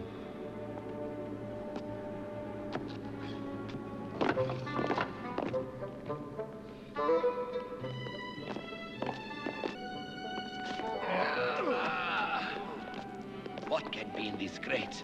They weigh so much. Maybe we should wake the king and ask him. Unaware that Sinbad and Habib were hiding in the crates, the king's guards loaded them onto the boats, where they were able to make their escape. What? The servant said the order to deliver the crates to Captain Aziz came directly from you, Your Highness. A simple merchant outwitting the captain of the guard? That old-brained sheep. Nefir has been crying ever since These she guys learned just Sinbad really don't sailed like, away, Father. farm tears will be animals. nothing compared to the river Sinbad will cry when sort of I farm get animal my myself. hands on him.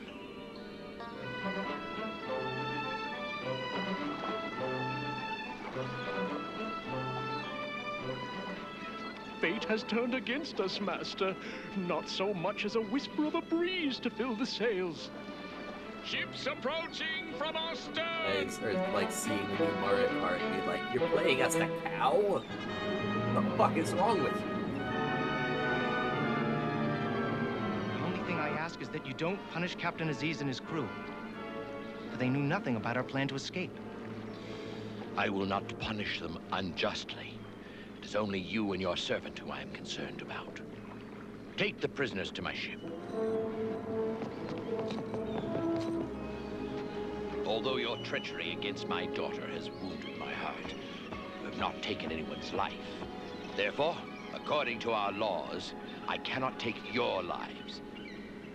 Instead, I shall leave you on the island. It shall be the island, not I, who takes your lives.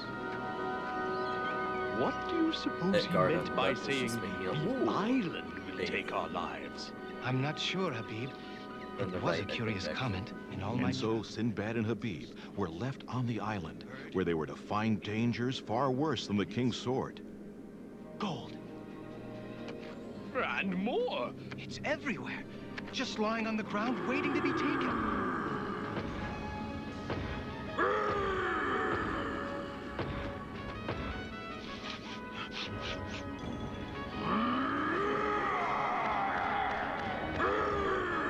Give me another sword, Habib.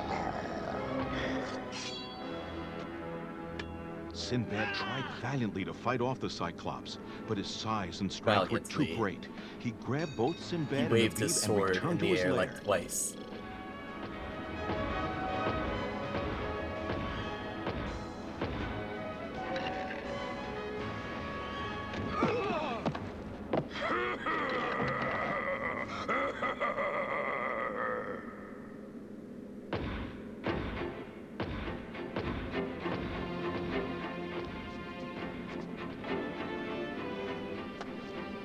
It was the want of gold that led us here.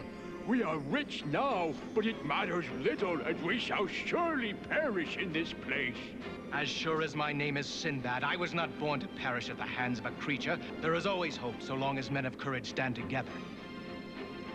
Now hear my plan.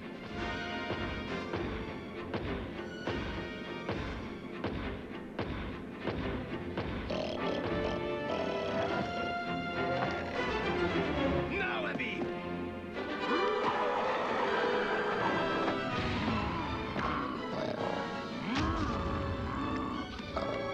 Now, men, to the beach!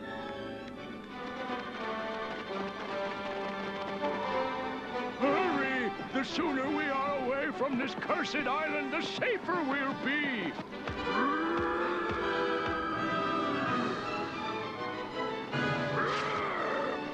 Yeah, I just remembered I have hands I can remove this with. I say we give half of all our gold to Sinbad. What say you? Your gift is too great. Were it not for your courage, we would not be alive to give it. But to give me so much gold. That guy's voice Never sounds have kind I of familiar. dared to interrupt you, Sinbad. But this one time, I will beg that you hold your tongue and accept this generous gift. I am honored. I shall do it. Thus it was that Sinbad the Sailor earned a treasure equal to that of the Caliph of Baghdad himself. And upon his return to that fabled city, he gave half his fortune to the poor, and to mankind a story that would inspire men through the ages. Oh, okay. This is just this is just like an old cartoon, like 30s cartoon, I think.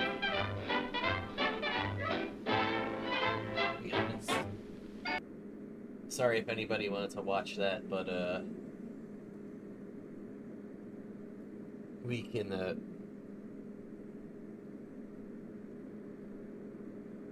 what happened to the audio?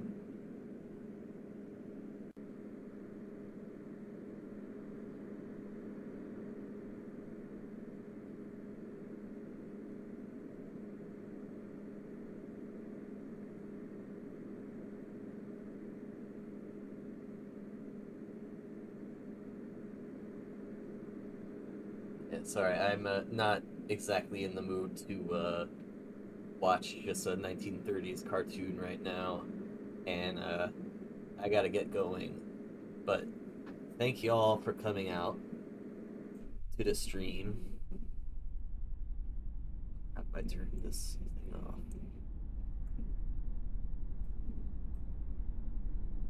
The stream is not starting soon. The stream is ending soon.